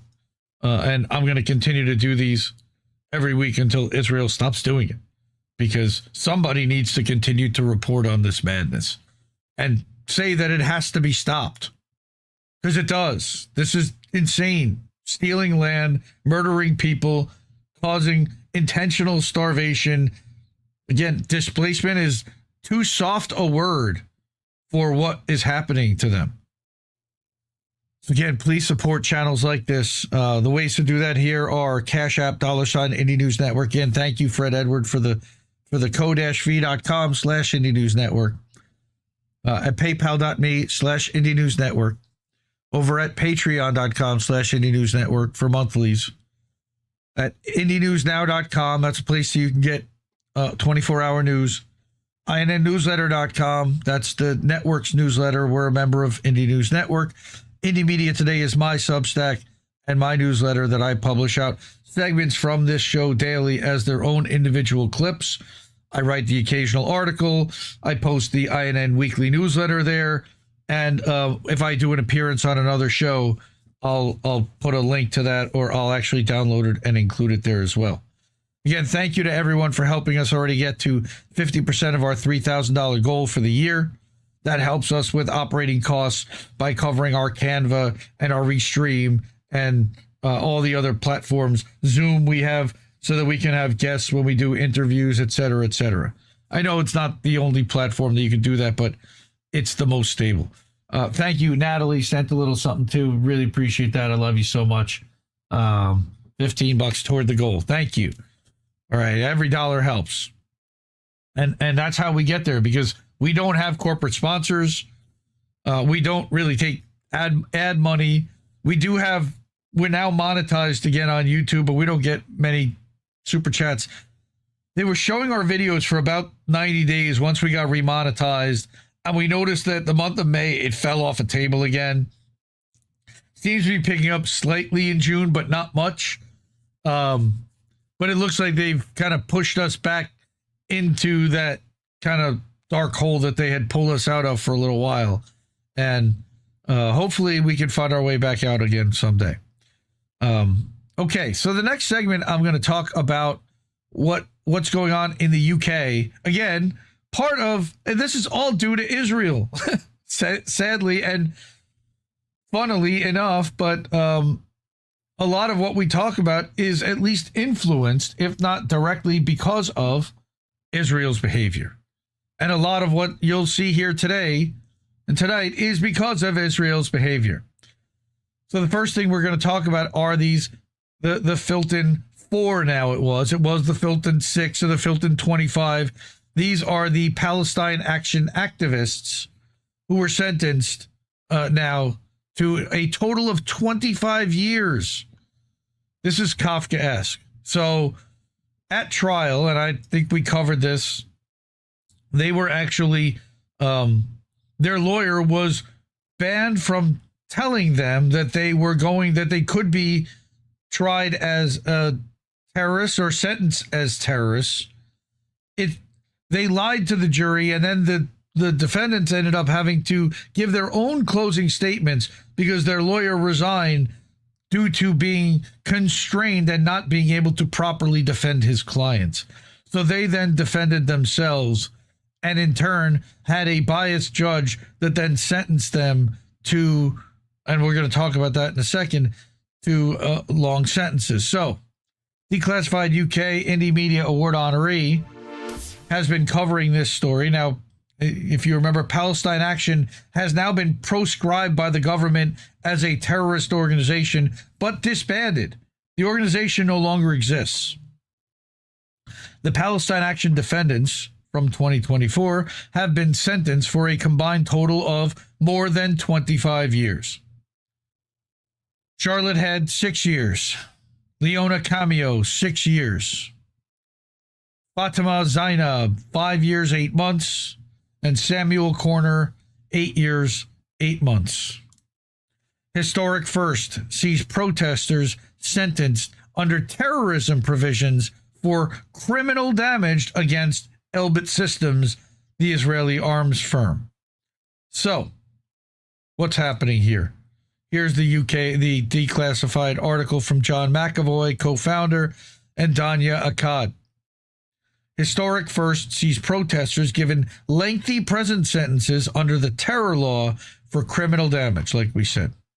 And that's actually a photo from the dismantling of Elbit equipment, where they accused this person of using a sledgehammer to hit a cop, which all the footage shows did not happen. It was an absolute lie.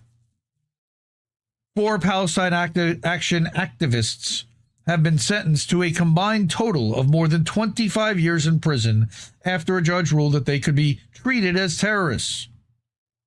Okay, so I named them before. They were all convicted of criminal damage last month in relation to a raid against an Israeli arms factory in Bristol, 2024. At their sentencing hearing at Woolwich Crown Court today, by the way, there was a massive protest outside, Judge Johnson agreed to apply a terrorism connection to the case under the Sentencing Act. All right, Head and Cameo got 6 years. Rajwani got 5 years, 8 months. Corner was sentenced to 8 years and 8 months. Gasps could be heard from the gallery as the sentences were delivered. Some family members cried. They pounded the windows of the gallery as the defendants were let out. Hundreds of protesters, like I said, were also gathered outside and could be heard chanting throughout the day from inside the courthouse. During the hearing, defense lawyers accused the prosecution of submitting key evidence at the 59th minute of the 11th hour. That evidence related to how the defendants allegedly smashed 40 military assets, including over a dozen drones, causing over £1.2 million worth of damage. Defense counsel said that the submission allowed no time to review the report, and admitting it as evidence would amount to a gross affront to the integrity of the criminal justice system. Did they care? Of course not. Here's what the court heard. That evidence, a witness statement from a consultant who assessed that what Elbit's insurance company was required to pay after the raid, was submitted to the court just 8 days before the hearing. It marked the first time that an assessment of the damage at the factory was submitted from a witness that was not anonymous and was therefore potentially admissible. Again, this has been 2 years they could have submitted this. They waited till 8 days before. Defense counsel Tom Wainwright explained that the report had been submitted so late that he hadn't even had the opportunity to discuss it with one of his clients, Samuel Corner, the guy who got the longest sentence. It would be wholly wrong and unfair for my lord to allow the prosecution to rely on this highly contentious evidence for sentencing purposes and admitted for the purposes of determining the value of the damage caused. Oh, and we know that lead defense counsel Rajiv Menon, he's been targeted too. Judge Johnson nonetheless accepted the evidence as admissible, but said he would only use it to form a narrow view of the damage incurred at the factory. Narrow enough to deem it terrorism. The latter half of the hearing focused on how the word serious is properly defined with reference to the serious damage to property clause of the Terrorism Act. Defense lawyers argued that the term serious was intended by Parliament to imply something sinister, such as causing excessive fear or harm towards persons. Their lawyer also raised concerns that there's a pattern of courts finding terrorism connection in cases involving minorities or those supporting them, but of course, not with white supremacists. Because domestic terrorism doesn't exist, right? Neither Thomas Mayer, the neo-Nazi murderer of British MP Joe Cox, nor Thomas McKenna, who was procuring firearms to provoke a race war, were given criminal convictions with a terrorism connection. So apparently, stockpiling weapons in preparation for a race war against Muslims and immigrants doesn't amount to an act of terrorism, he declared to the court. I'm sure they love that. The judge's ruling was made with reference to the statutory definitions of terrorism in the Terrorism Act. They also made reference to something that people were up in arms about, and I think they'll get to this. They include causing serious damage to property for political reasons with the aim of influencing a government, international organization, or sector of the public. He found that serious damage to property was caused to Elbit's factory in Bristol. But that's not for the UK. That's for Israel. This damage extended to very many individual items of advanced technological equipment, as well as to the fabric of the building. Oh my God, would somebody think about the building? He added that the evidence provided late to the court shows more than £1 million paid out by insurers. That's why they pay insurance. It was necessary to determine precise economic value of damage, as he was sure it amounted to serious damage. He continued, what's the UK's military budget again? I mean, Israel's military budget, since this is a UK weapons factory that also supplies weaponry to Israel, it's going to have dual funding, no? And what's Elbit Systems' profit margin annually? I think they might be able to afford the insurance cost here, even if they had to eat the £1.2 million for the inconvenience of providing weapons that murder Palestinians. Johnson further ruled that the protest action was not designed to influence the Israeli government. No, it was intended to influence the UK government, as well as a sector of the public defined as employees of and companies linked to Elbit Systems. There was a strategy of carrying out actions against Elbit and businesses linked to it in order to intimidate it into ceasing operations or cause the government to prevent it from operating, Johnson said. The douchebag judge, bought off by Israel. These guys are cucks. He was also sure that the action was for the purpose of advancing a political or ideological cause in line with the defendant's beliefs surrounding Israel and Palestine. Well, I can't necessarily argue with that. Again, you're trying to get into their head to determine what their intent was. Couldn't you have just asked them?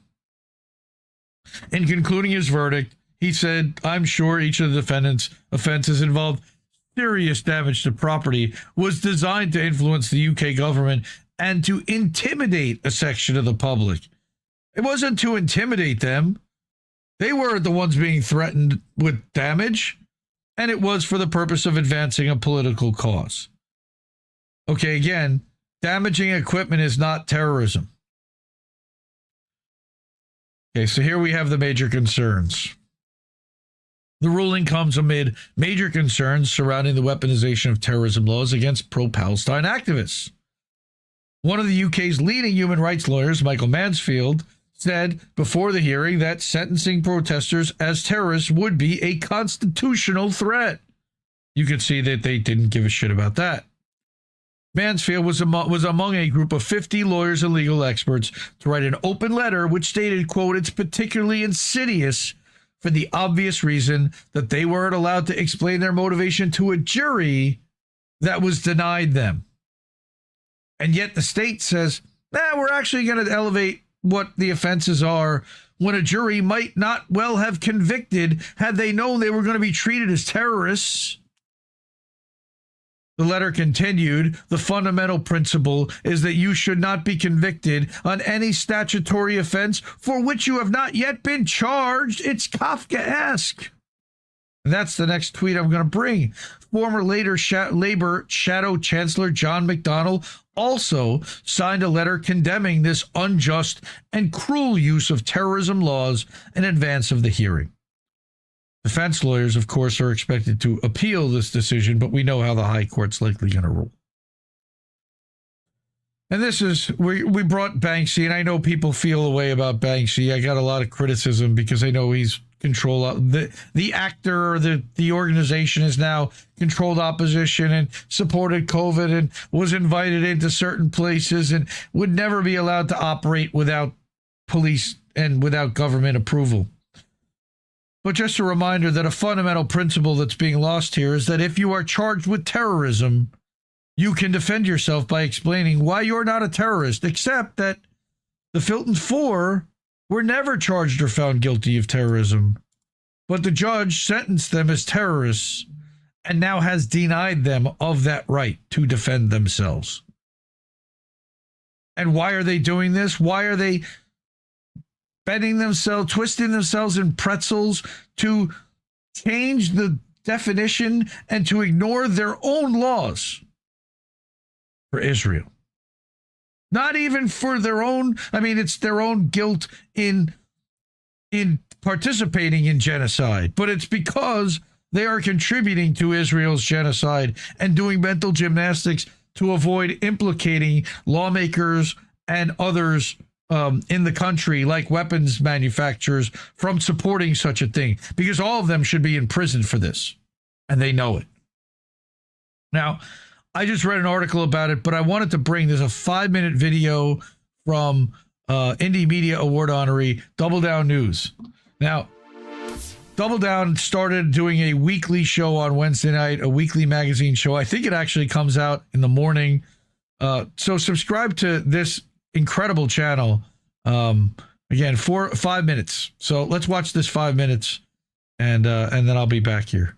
The sentencing of 4 young Palestine Action volunteers to a combined total of 26 years and 4 months in prison is a national disgrace that brings shame on both the British state and the judiciary, compounded by the decision 3 days later to uphold the prescription of Palestine Action. The Filton Four were convicted for criminal damage and, in one case, for grievous bodily harm without intent during a raid on a factory at Filton near Bristol belonging to Elbit, Israel's largest arms manufacturer. But they were sentenced as terrorists. The jury was not informed that this would happen.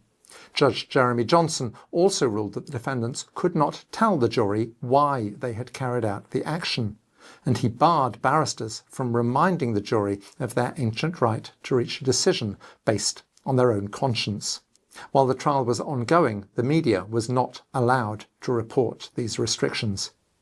Had the judge not added the terrorist connection, the defendants would have been entitled to parole and would have been released, having already spent 18 months in prison. The terrorist connection means the sentences are considerably longer than they would otherwise have been, and there will be no possibility of parole until 2/3 of the way through the sentence, compared to 40% of the sentence for non-terrorist crimes.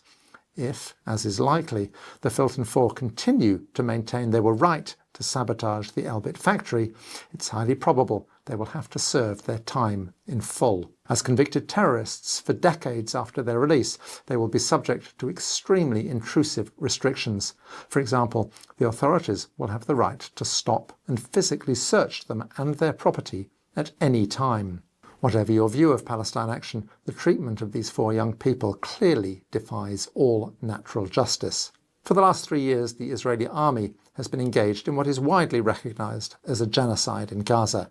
They've maimed, mutilated and murdered many tens of thousands of children. That Israel's largest arms manufacturer continues to operate freely in Great Britain is an indelible stain on our national reputation and should haunt Keir Starmer and his 2 Home Secretaries, Yvette Cooper and Shabana Mahmood, to the end of their days. Instead, it is 4 young people who sought to sabotage the machinery of death who must languish in prison for years as terrorists.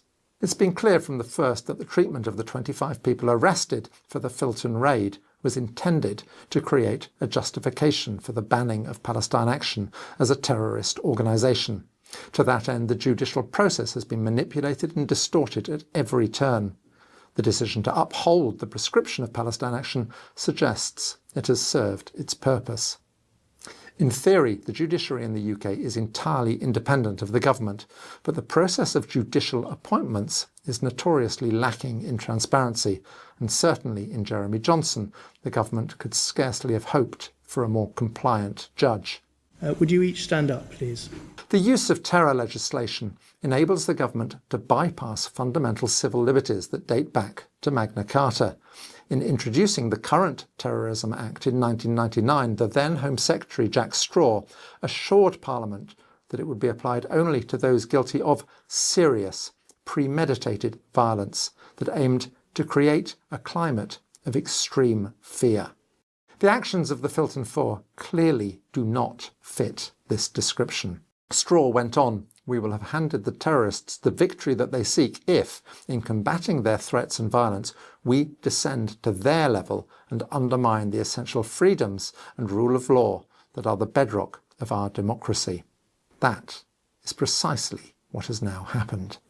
The Filton Four will appeal their sentences. It'll give the British judiciary, if not the British government, a chance to redeem itself. The sentences last Friday were listened to in stunned silence in the courtroom. As the defendants were led down to the cells, 30-year-old Leona Cameo, sentenced to 6 years, turned and said quietly, "To hear the birds sing, the drones must be silenced." The public gallery erupted in cheers and applause. A furious Judge Johnson ordered it to be cleared. Here at Double Down Newswatch, we depend on you. We have no billionaire owners or sugar daddies. It's that which enables us to be fearless and independent in our coverage. Sound familiar? That's why we like these guys. Thanks, Richard Sanders. Good stuff. Okay. Now I remember this lady. She's also with Declassified, or she went undercover for Declassified. And she actually went to, had a meeting with somebody that was trying to sell illegal occupation settlements and recruit UK youth to relocate and to migrate to Israel and to settle in the West Bank. So here she is, and I want you to hear what she has to say about this. This is a story about... By the time you see this, we will be protesting outside of a synagogue where the great Israeli real estate event... About another Israeli real estate sale. This time in London, where they're selling off Gaza land and they're selling off occupied territory. ...is taking place, selling stolen Palestinian land and encouraging British Jews to move to illegal settlements. Last year, we went undercover to expose organizations which facilitate the sale of land in illegal settlements. This is a war crime under international law. These events attempt to shield themselves from protest by holding their sales at a synagogue. As anti-Zionist Jews, we reject the idea that our safety lies in the seizure of Palestinian lands and the destruction of Palestinian life. We reject the use of our synagogues, faith and culture as a justification for these war crimes and the ongoing genocide. We are here to fight against the false narrative that dangerously conflates Judaism with Zionism and seeks to weaponize anti-Semitism to suppress peaceful protests. We refuse for these events to be done in our name for our supposed safety, while the lives of Palestinians are at stake. Reject Zionism, reject the sale of stolen Palestinian lands, and free Palestine. By the time you see this... Hell yeah. That lady is courageous as hell. You can go back and watch, we watched her video with Declassified UK, the undercover investigation. We covered that on this show back at the end of last year. On top of that, at this event, somebody got infiltrated, and protested and pulled a Jose Vega style protest. Yeah, bless you, sister is right, Natalie. Yeah, we need a lot more people like her that are willing to do that. Okay, next. Breaking, Jewish anti-Zionists infiltrate and disrupt the Great Israeli Real Estate Event. So let's watch this. This is short. From the income tax. This event sells property in illegally occupied stolen Palestinian land. They come and build and they seize them and houses and they take them. Have you not read? Cannot be done. Have you not read that? This is an illegal event. Sanctions now. Sanctions Assad. The Kibush לא חוקי. Sanctions Assad. Sanctions now. The Kibush לא חוקי. Go back to your mental asylum. Come on. Get out of here. The Kibush לא חוקי. The Kibush לא חוקי. לא תגזול. לא קראתם. לא תגזול. They come and build and they seize them and houses and they take them. לא קראתם. לא תגזול. זה לא חוקי. לא חוקי. סנקציות על החברות כאן עכשיו. They sell property in the occupied West Bank. זה לא חוקי. סנקציות עכשיו. Sanctions now. זה לא חוקי. כיבוש לא חוקי. לא תגזול.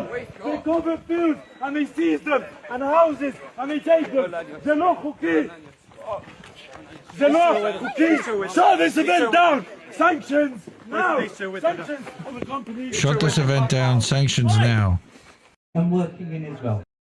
So, shout out to that dude again. So there are. I just want to show that again, and I also am one of them.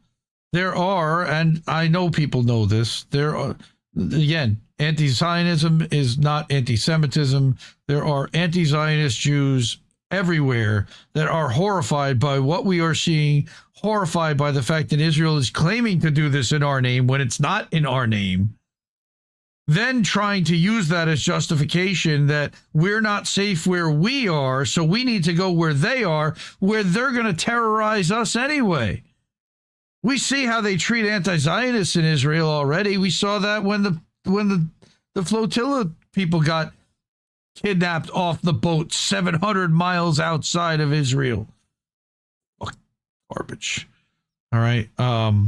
So that's what's going on in the UK. So you have people being sentenced to terrorism for destroying a weapons facility, again, dealing with Israel. And then you have people being arrested in the UK because they're protesting Israel selling off land in Gaza illegally in settlements. These people should be arrested. They're doing it within a synagogue and manipulating religion on top of it, using religion as the justification, which makes it doubly gross and a crime because they're probably also exploiting charitable rules to do so. Because you know that, temples pay no taxes in the UK just like they don't pay here. So they're hosting this for-profit event within a temple, a non-for-profit institution. There's got to be some kind of a law-breaking happening here. Now, there's also a post. It says, the outrageous sale. I think if I make this smaller, here we go. Okay, breaking. Jewish anti-Zionists infiltrate and disrupt the Great Israeli Real Estate Event. The outrageous sale of Palestinian land and property, including in illegal settlements in the West Bank, are not welcome in our synagogues or anywhere else. We stand proud, along 100 other organizations, public figures, and politicians, to demand that the government take urgent action against this outrageous event and that very likely breaches UK and international law. We know that during this same event in New York City only last month, land sales in Kfar Eldad, Karnei Shomron, and other Israeli settlements in the occupied territories were advertised. We will not stand by whilst this criminal activity now takes place in London. The use of a synagogue for these events as an attempt to shield themselves from rightful criticism and protest is inexcusable, and as anti-Zionist Jews, we will defend our synagogues from this exploitation. Except that the synagogues are also inviting them in, so you got to fight your synagogues. We reject the use of our faith and culture as a justification for occupation, war crimes, and the ongoing genocide. We refuse the idea that our safety lies in the seizure of Palestinian land and the destruction of Palestinian life. We reject that. As British Jews and American Jews, we will resist any attempt to recruit us into the Israeli settler colonial project. We affirm our rightful place here in the UK. The Iran war is over. Sorry. Okay. And fighting for Palestinian and collective liberation, end all land sales now, free Palestine. That's from Jewish Anti-Zionist Action, which is really only has over 17,000 followers on Instagram. So go follow them. Yeah, it's funny. Trending on politics. Where is that? On over on, I'm guessing on Twitter. Move to Israel. Yeah. No thanks. Okay. Yes, I have no interest in moving to Israel. Fuck Israel. Again, for all of this. For forcing a whole other sovereign country to have all kinds of moves against their own citizens because they're upset with what Israel is doing and murdering children and stealing land and stealing resources to reshape the entire Middle East, or West Asia, I should refer to it as, okay, so that their for-profit beneficiaries end up owning all the land and resources and controlling everything going forward. Fuck them. Okay, support independent media because we need it more than ever. The ways to do that are up there. Cash App, $, Indie News Network. Thank you, Natalie, for doing that. Ko-fi.com/Indie News Network. Thank you to Fred Edward for doing that. PayPal.me/Indie News Network. Do that as friends and family, and then there's no fees. Patreon.com/Indie News Network, and that's for a monthly subscription. Support the network. $3, $5. I think there's even a $10 or $20 level. And then we have our website, IndieNewsNow.com. Name of the site, also the name of the show, Indie News Now Live, because a lot of the articles that you see here, I found links to from IndieNewsNow.com. But we also stream live there, so right now we're streaming live. There's also access to a merch store, and there's access to a Stripe link to tip the network and support independent media. And then, of course, we have Substack. Live over on Substack now at IndieMediaToday.com. That's my Substack. I also co-publish to INNNewsletter.com, where we publish a weekly update for everything that the network is up to. There are a bunch of different members. We'll also include Angel Rivera's shows, and we'll include INN News. We include all the AM Wake Up simulcasts and co-streams that we do Monday through Friday. The wrestling shows, boats smashing into other boats. That's some people's favorite shows. All the clips that go out so that you can see all those in one central place and get links to all of them. That's on Friday afternoons. I put that out. And then, again, IndieMediaToday.com. We're live there now. Hi, everybody everybody watching over there right now. Okay. I've got a lightning round, and then we'll do the GoFundMes, and we'll get out of here. So let's look at our lightning round thumbnail, and this gives you a good summary. You did see one of them in the title for the show, but we're talking about ending corporate influence. I think Kit actually might have mentioned this morning. Thank you, Catherine, as well. Thanks for being here. Control your news feed. That's a Caitlin Johnstone article I want to read. CJ Hopkins, Kafka-esque sentencing that happened now. Crazy. I just want to read a paragraph or two from that. And then mention that our co-founder, one of our co-founders, The Dissident, wrote an article about Bari Weiss potentially now taking over as head of CNN as well if this Time Warner deal merger goes through, which appears it's going to. So let's get to it. First, Other Words is another independent publication I like. Sonali Kolhatkar wrote this article that I found really inspiring about how it's possible to end corporate influence in politics. I'm not going to read through the whole article, but they talk about a decision in Hawaii that has basically rendered Citizens United negligible. All right. Now, the fact that it comes from the Center for American Progress lends me to be highly skeptical to begin with, because we know who's on that board: Antony Blinken, Neera Tanden, etc. But the novel approach, all right, is that the state of Hawaii passed its first-of-a-kind law redefining corporations as entities that aren't allowed to spend money in elections anywhere within the state. The effort could kick off a powerful state-by-state pushback that succeeds where federal efforts failed. Montana's already trying to do this. Now, I don't know if what this means about an out-of-state corporation doing an ad buy for airtime in their state.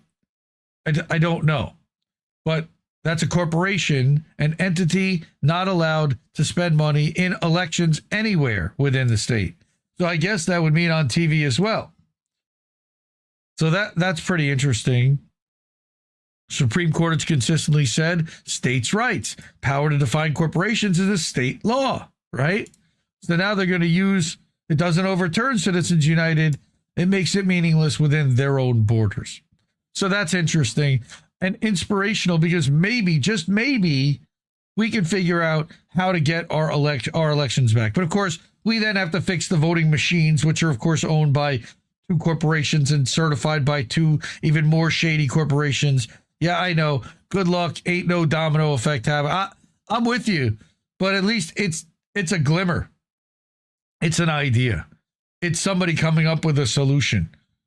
But it's a long road to hoe. I totally agree. All right, but go check this out again. I'll link all these in the Substack that has all the links for the show afterwards. So next, Caitlin Johnstone, Indie Media Award honoree, adore her. Oh, I'm sorry. I went to the wrong screen. Hit the wrong button. Now, this is really important. And I've talked about this before. I've talked about this with Reef, who wrote an article about this. But she gives you step-by-step instructions, specifically on Twitter, of how to create a custom news feed free from algorithm manipulation. And she does it using something called lists. All right. Today, the Twitter algorithm served me up a bunch of Zionist tweets from accounts I've never followed right at the top of my For You feed, which you never should look at. You should only look at your following. Elon and company decided on my behalf that this is the kind of information I need to be consuming, so they've taken it upon themselves to shove it down my throat without my permission. Right? And she's putting up examples of some of those tweets. As Silicon Valley algorithm manipulation gets more and more aggressive in force-feeding us the official narrative of the day, we have to get a bit clever in making sure we see the information our rulers don't want us to see. Caitlin likes to use Twitter lists for this because, for all its flaws, Twitter is still where the journalists hang out and remains a great place for staying on top of the news if you can figure out how to cut through all the bullshit. Totally agree. Lists are great if you have a limited number of go-to accounts that you want to make sure you see, rather than relying on the worthless algorithm in the For You tab or seeing every single tweet by every single person you follow in the Following tab, which you don't, by the way. They only show you about 10% of everybody's tweets. You can create your own list and fill it up with all the reporters, analysts, and commentators you enjoy, and it will show you their posts in chronological order. By the way, I have a couple of these lists available for you to subscribe to and to add to your lists, which you can also do. She teaches you step-by-step how to make one. Go to menu, go to lists, hit the new list option in the top corner, and then start adding accounts that you want to follow and that you want to be included. Make it private if the list is for your own personal use, and or if you don't want people to be notified when you add them, then click next.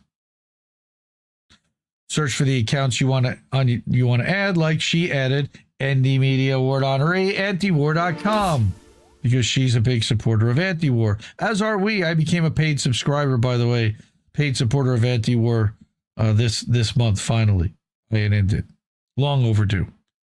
Now you can add accounts to your list by going to their Twitter page and adding add or remove from list. By the way, you can do this on Blue Sky, and you can do this on Mastodon, and I believe you can do this on Upscrolled as well. They all have list functionality. And you're done. Here's somebody on how to create lists. Okay, in case anyone finds it useful, here's a link to a public Twitter list I made full of accounts that I found helpful for staying on top of current events. And guess what? Underneath here, you will find my comment somewhere, if I load it up.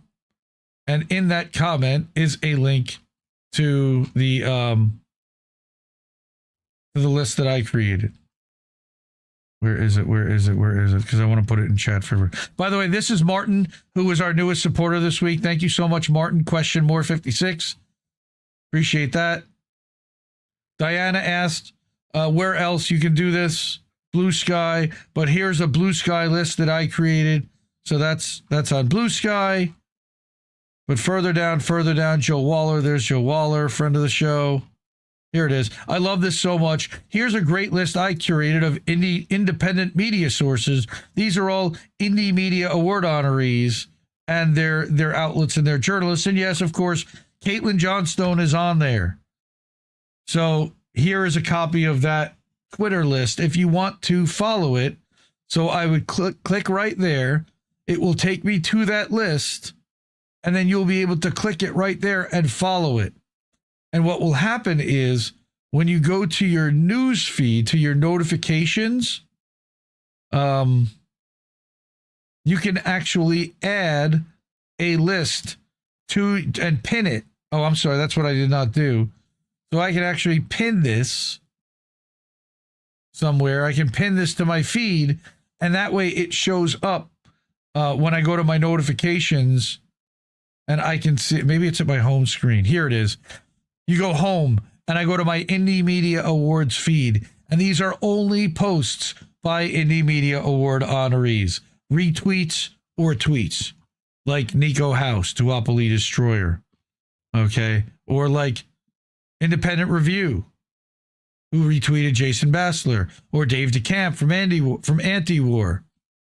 Okay, again, Nico House. So again, you can subscribe to this list yourself, follow it, and then instead of going to any of these other ones, you go right here and you get news only, without the crap, without the crypto bots, without the porn bots, without the rage bait, without the pro-Israel tweets.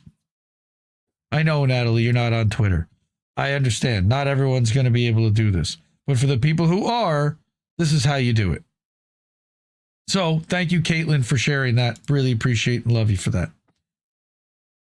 The other thing is CJ Hopkins. All right, we'll get to CJ in a second. This is a longer article by the dissident who we've covered, who has been talking about Bari Weiss for a long time. I remember covering about a year or two ago, Bari Weiss is a Netanyahu toady, which is a play on words from her calling Tulsi Gabbard an Assad toady a long time ago. Well, now Gabbard is the outgoing DNI and Assad is on the run in exile. But that is largely due to Bari Weiss's Zionist influence. So, Bari Weiss being installed in CNN is part of Israel's information war on America. And that is what the point of this article. And now dissident's calling himself Justin KP. Now that he's been on Lee Camp's show. Congrats again. You can go watch him on Lee Camp's show. He linked to that here on his Substack at the307.substack.com. All right. Axios has reported that if David Ellison's Paramount Skydance deal to absorb Warner Brothers Discovery, parent company of CNN, goes through, Zionist genocide denier Bari Weiss, the current editor of CBS News, who's driving it into the ground and ratings destroyed, may also now be installed as editor-in-chief of CNN as well. So read this whole article, and you can check that out.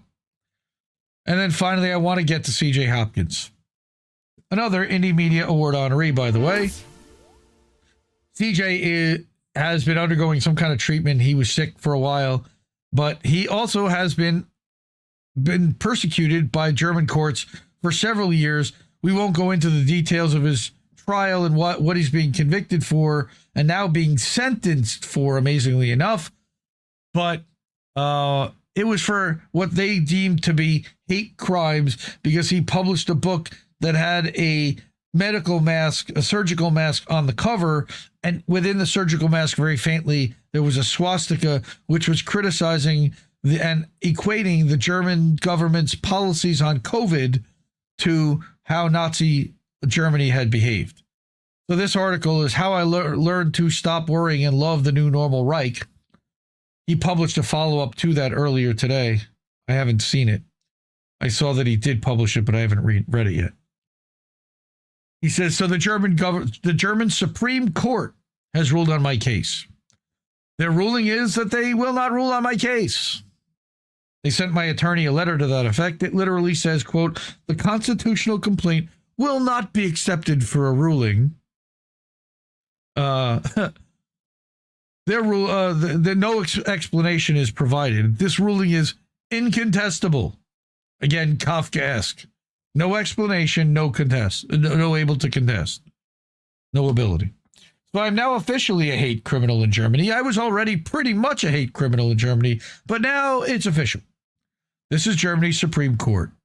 There's no higher court to appeal to.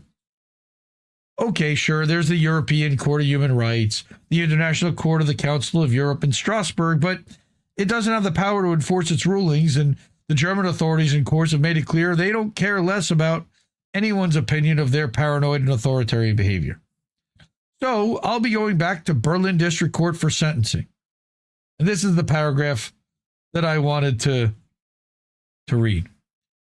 I was originally acquitted by the Berlin District Court, but the district prosecutor wasn't happy with that verdict, and because they don't have double jeopardy there, the prosecutor appealed to the Berlin Appellate Court, which overturned my acquittal, which prompted me to appeal to the Federal Constitutional Court, i.e. Germany's Supreme Court, which has now basically told me to go fuck myself.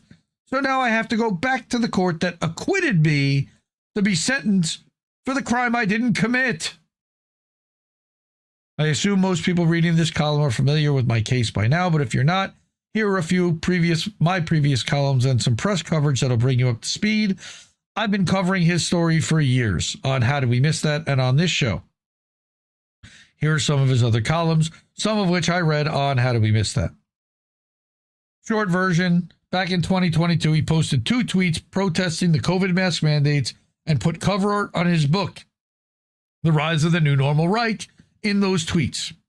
The German authorities didn't appreciate that, and so they censored the tweets, banned my book, and prosecuted me for disseminating propaganda, the contents of which are intended to further the aims of a formal national socialist organization. They're literally accusing him of promoting Nazism, and that's what they've now convicted him and are going to sentence him for. I would include an image of the cover of my book, but if I did, the German police would probably raid my house again and steal my new computer. However, here's the cover of an issue of Der Spiegel that they didn't have a problem with. My book cover art is more or less exactly like that, except the swastika on my book is behind a medical-looking mask instead of a German flag as on the Spiegel cover. It goes without saying that the German authorities aren't prosecuting Der Spiegel for disseminating propaganda, the contents of which are intended to further the aims of a former National Socialist organization. If you're wondering why the German Supreme Court decided not to rule on my case and why the judges refused to provide any explanation for their decision, well, just imagine if they had been forced to explain in writing for the record why the Spiegel cover is legal, but the cover of my book is a hate crime. That might have been a bit embarrassing professionally.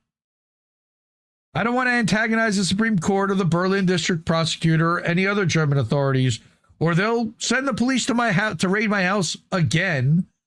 But if you happen to be a journalist and you want to ask them to explain the difference between the Spiegel cover and the cover of my book, the judge you'll want to talk to is Professor Dr. Stephen Harbarth, LLM, from Yale. Like every other U.S. president, it feels like, other than Trump.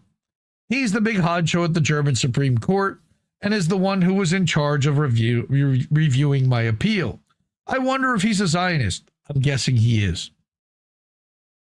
And if you could ask Stephen about my second appeal, or constitutional complaint, as they call it here in Germany, that would be super. That one is regarding the police raid of my home and the confiscation of my computer and the German authorities' attempt to force me to stop distributing my book worldwide. As I noted, they already banned it in Germany. That appeal or complaint is still pending at the Supreme Court. I'm certain after he reads this column, tongue planted firmly in cheek, the professor will make sure that it receives proper consideration according to the German Constitution and the rule of law and basic democratic principles, right? Which the Federal Republic of Germany holds in the highest regard. Oh, and if you live in Germany and want to read more about my prosecution and other adventures in the New Normal Authorities, you can buy his book, Fear and Loathing in the New Normal Reich, which was published by Skyhorse Publishing last year. The Germans haven't banned that one yet. I'm imagining they'll get to it eventually. So that was 6 days ago. Free CJ Hopkins. Free CJ Hopkins. Again, now going to be sentenced.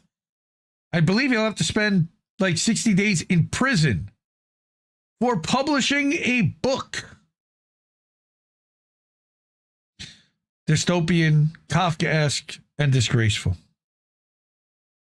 All right, everyone. That was the lightning round. Okay. Support independent media because we need it more than ever. Those people already have, and I appreciate every single one of them up there. I look at that graphic every day. I'm thankful that I got to add some new names this week. Kimberly and Martin and John, thank you at the end of the list. Cash App, $ Indie News Network. Code-v.com/Indie News Network. PayPal.me/Indie News Network. Patreon.com/Indie News Network. You can tip over at IndieNewsNow.com with the Keep the News Free section. And then over at Substack, IndieMediaToday.com and or INNNewsletter.com. Subscribe to both. You don't have to be a paid subscriber to both, but subscribe to both. There's different content in each one. And paid subscribe to one. $45 a year annually at Indie Media Today. $8 a month, or I think $80 or $100 a year at INN Newsletter. Okay. So I want to get to the GoFundMes, and then we can head home or head back to wherever we go back to. Neilio Nostrum, what's up, Mikhail? I was on the show Noteworthy with Mikhail and Abby last month, 2 months ago. You can find a link to that over at IndieMediaToday.com under my appearances.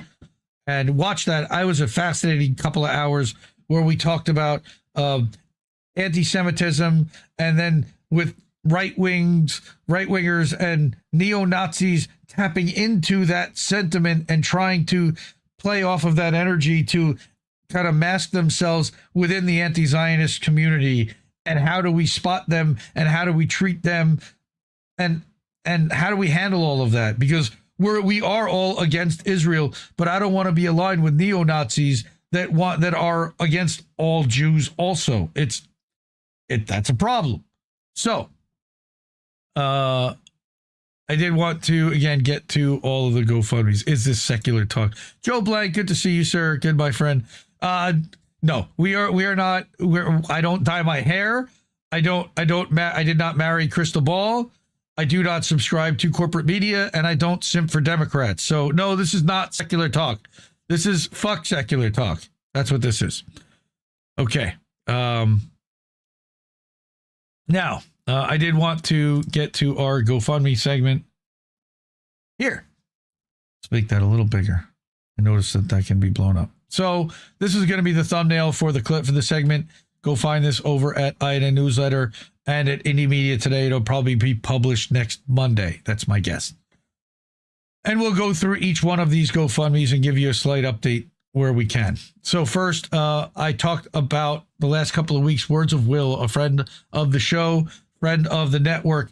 He's been around since we all kind of got together in 2020, 2021 through a lot of these Twitter threads. It's how I met Angel and how I met Alex Knight and how I met and got close with a lot of the people that I'm still tight with to this day.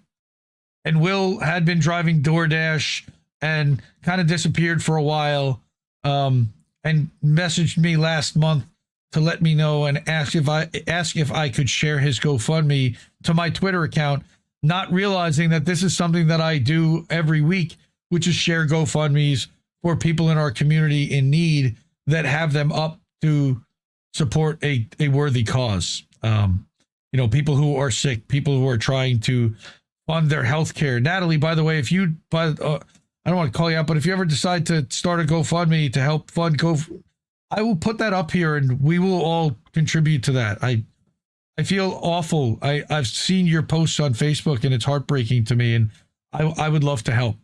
But let's get back to Will and his wife, Elizabeth, who I know is due to start treatment, I believe this week. The last time I checked in with him last week, he said that he's hanging in. He's keeping positive for his boys. They're scraping by with what they can, but they're worried. They're worried about losing her health care because she got cut back to part-time work. Now they're in a bad situation with no insurance, and she's due to start chemo. We know how much chemo treatments cost in this country, which means they're going to go heavy into debt to finance her life. So luckily, they did get some contributions over the last week. They've raised over $4,000, but they have a goal of $8,000. So if there's anything that anybody can do to help this family, unfortunately, GoFundMe has become a healthcare plan, another supplemental health insurance plan to so many in this country, which is heartbreaking. But until we come up with a better solution, I'm going to continue to share these for people. So that's Elizabeth, and that's our friend Will, and that's their boys, and we got to step up and pull together as a community to do all we can to help them, because nobody else is going to do it. Now, on top of that, we've got Natalia, and it's sadly been close to a year since our brother Cowboy Kitty, who I'm not sure if he's in chat yet, but Cowboy Kitty's sister-in-law Natalia, who is from Ukraine and was here legally on asylum and driving a truck, was pulled over one night in her own vehicle under suspicion of DUI. She was not. They arrested her and held her without charge for a while and held her in an ICE detention facility.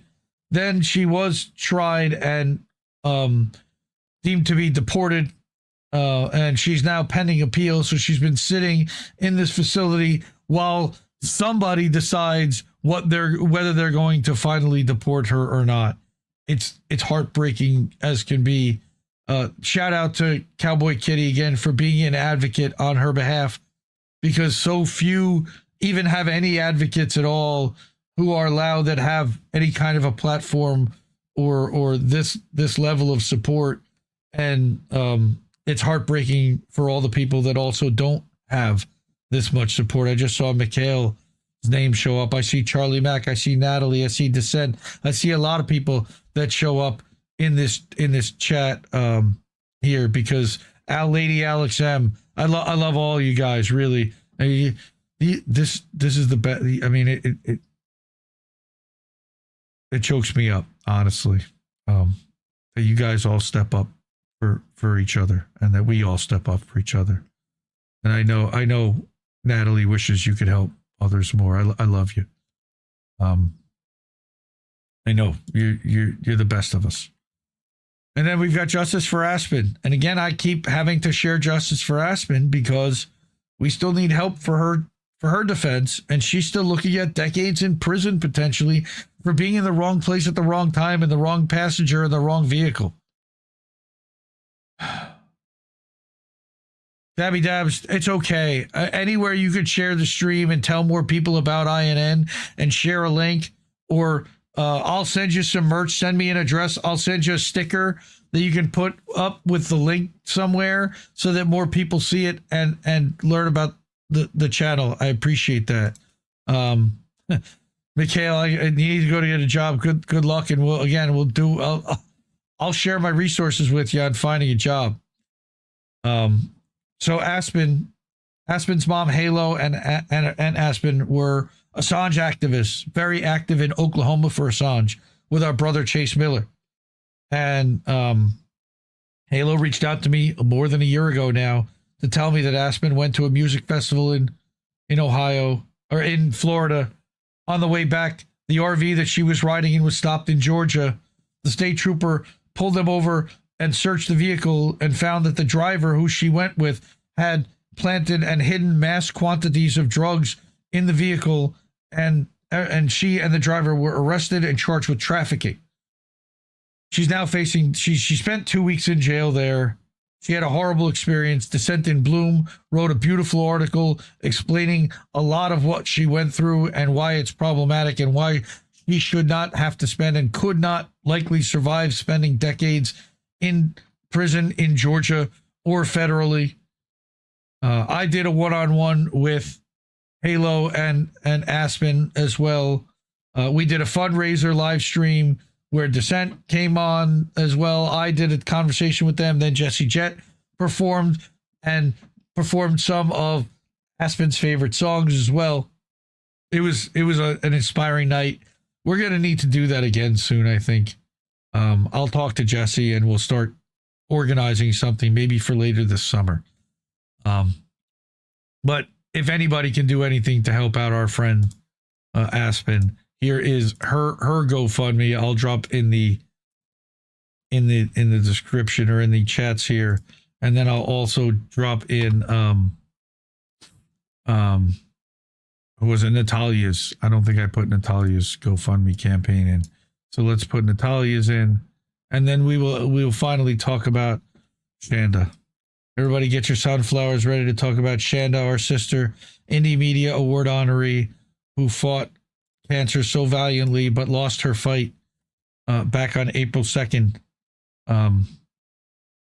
We've created the Shanda Master Fuck Cancer collection with her Zago Brothers Indie Media Awards illustration on it and her years of being on this planet, 1974 to 2026. You can pick that up in a t-shirt. You can pick that up in a tank top or a hoodie. I did ask Ryan again about at Big Frog about making a sticker. He said, sure, no problem. I'm still looking for that sticker to show up. So I will clip this and send this over to him so that we make sure we get that into the shop. The stickers will be $12, I believe, for a pack of 2.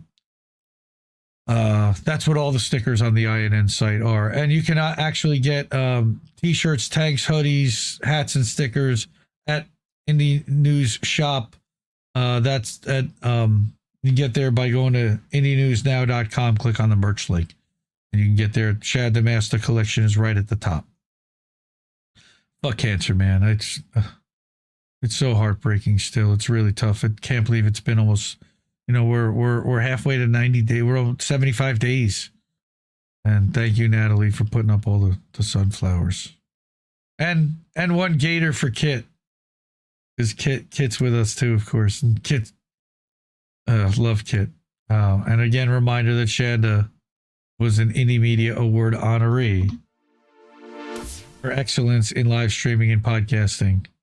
And Shanda is doing a show. Shanda did a show for years with her brother Oz, Beauty and the Boomer. Oz did make an announcement. I did not grab his tweet, but I should. But next, it's actually this coming Saturday night, on the 20th of September of June.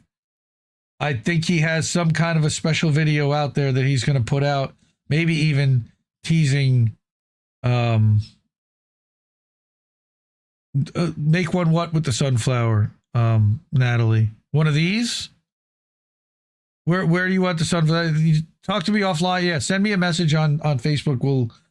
I'll set something up. That's a great idea. I'd be happy to do something like that. Yeah, Dingo says he loves and misses Shanda Bear. How'd that alligator get in there? I guess it snuck in somehow because you must have been watching Hardlands at some point. That's right, Dingo. And so again, smiles and hearts and nothing but love and fond memories for our sister Shanda and fuck cancer. All right. Okay. I think we're done for the night. Again, one more time, that's our wall of fame. Thank you for everybody who's on it. There you go. We survived. We made it.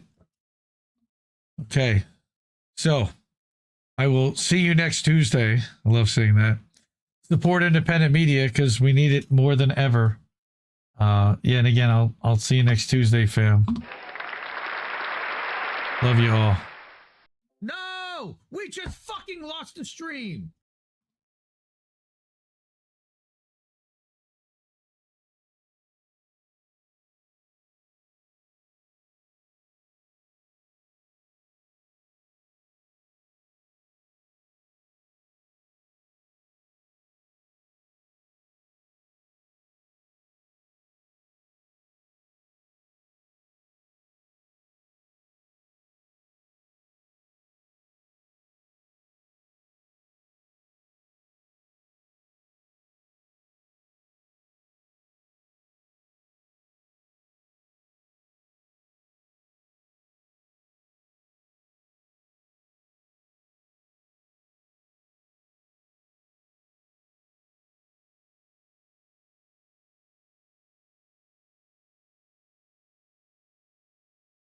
I guess this isn't such an awful place. Is that what you want?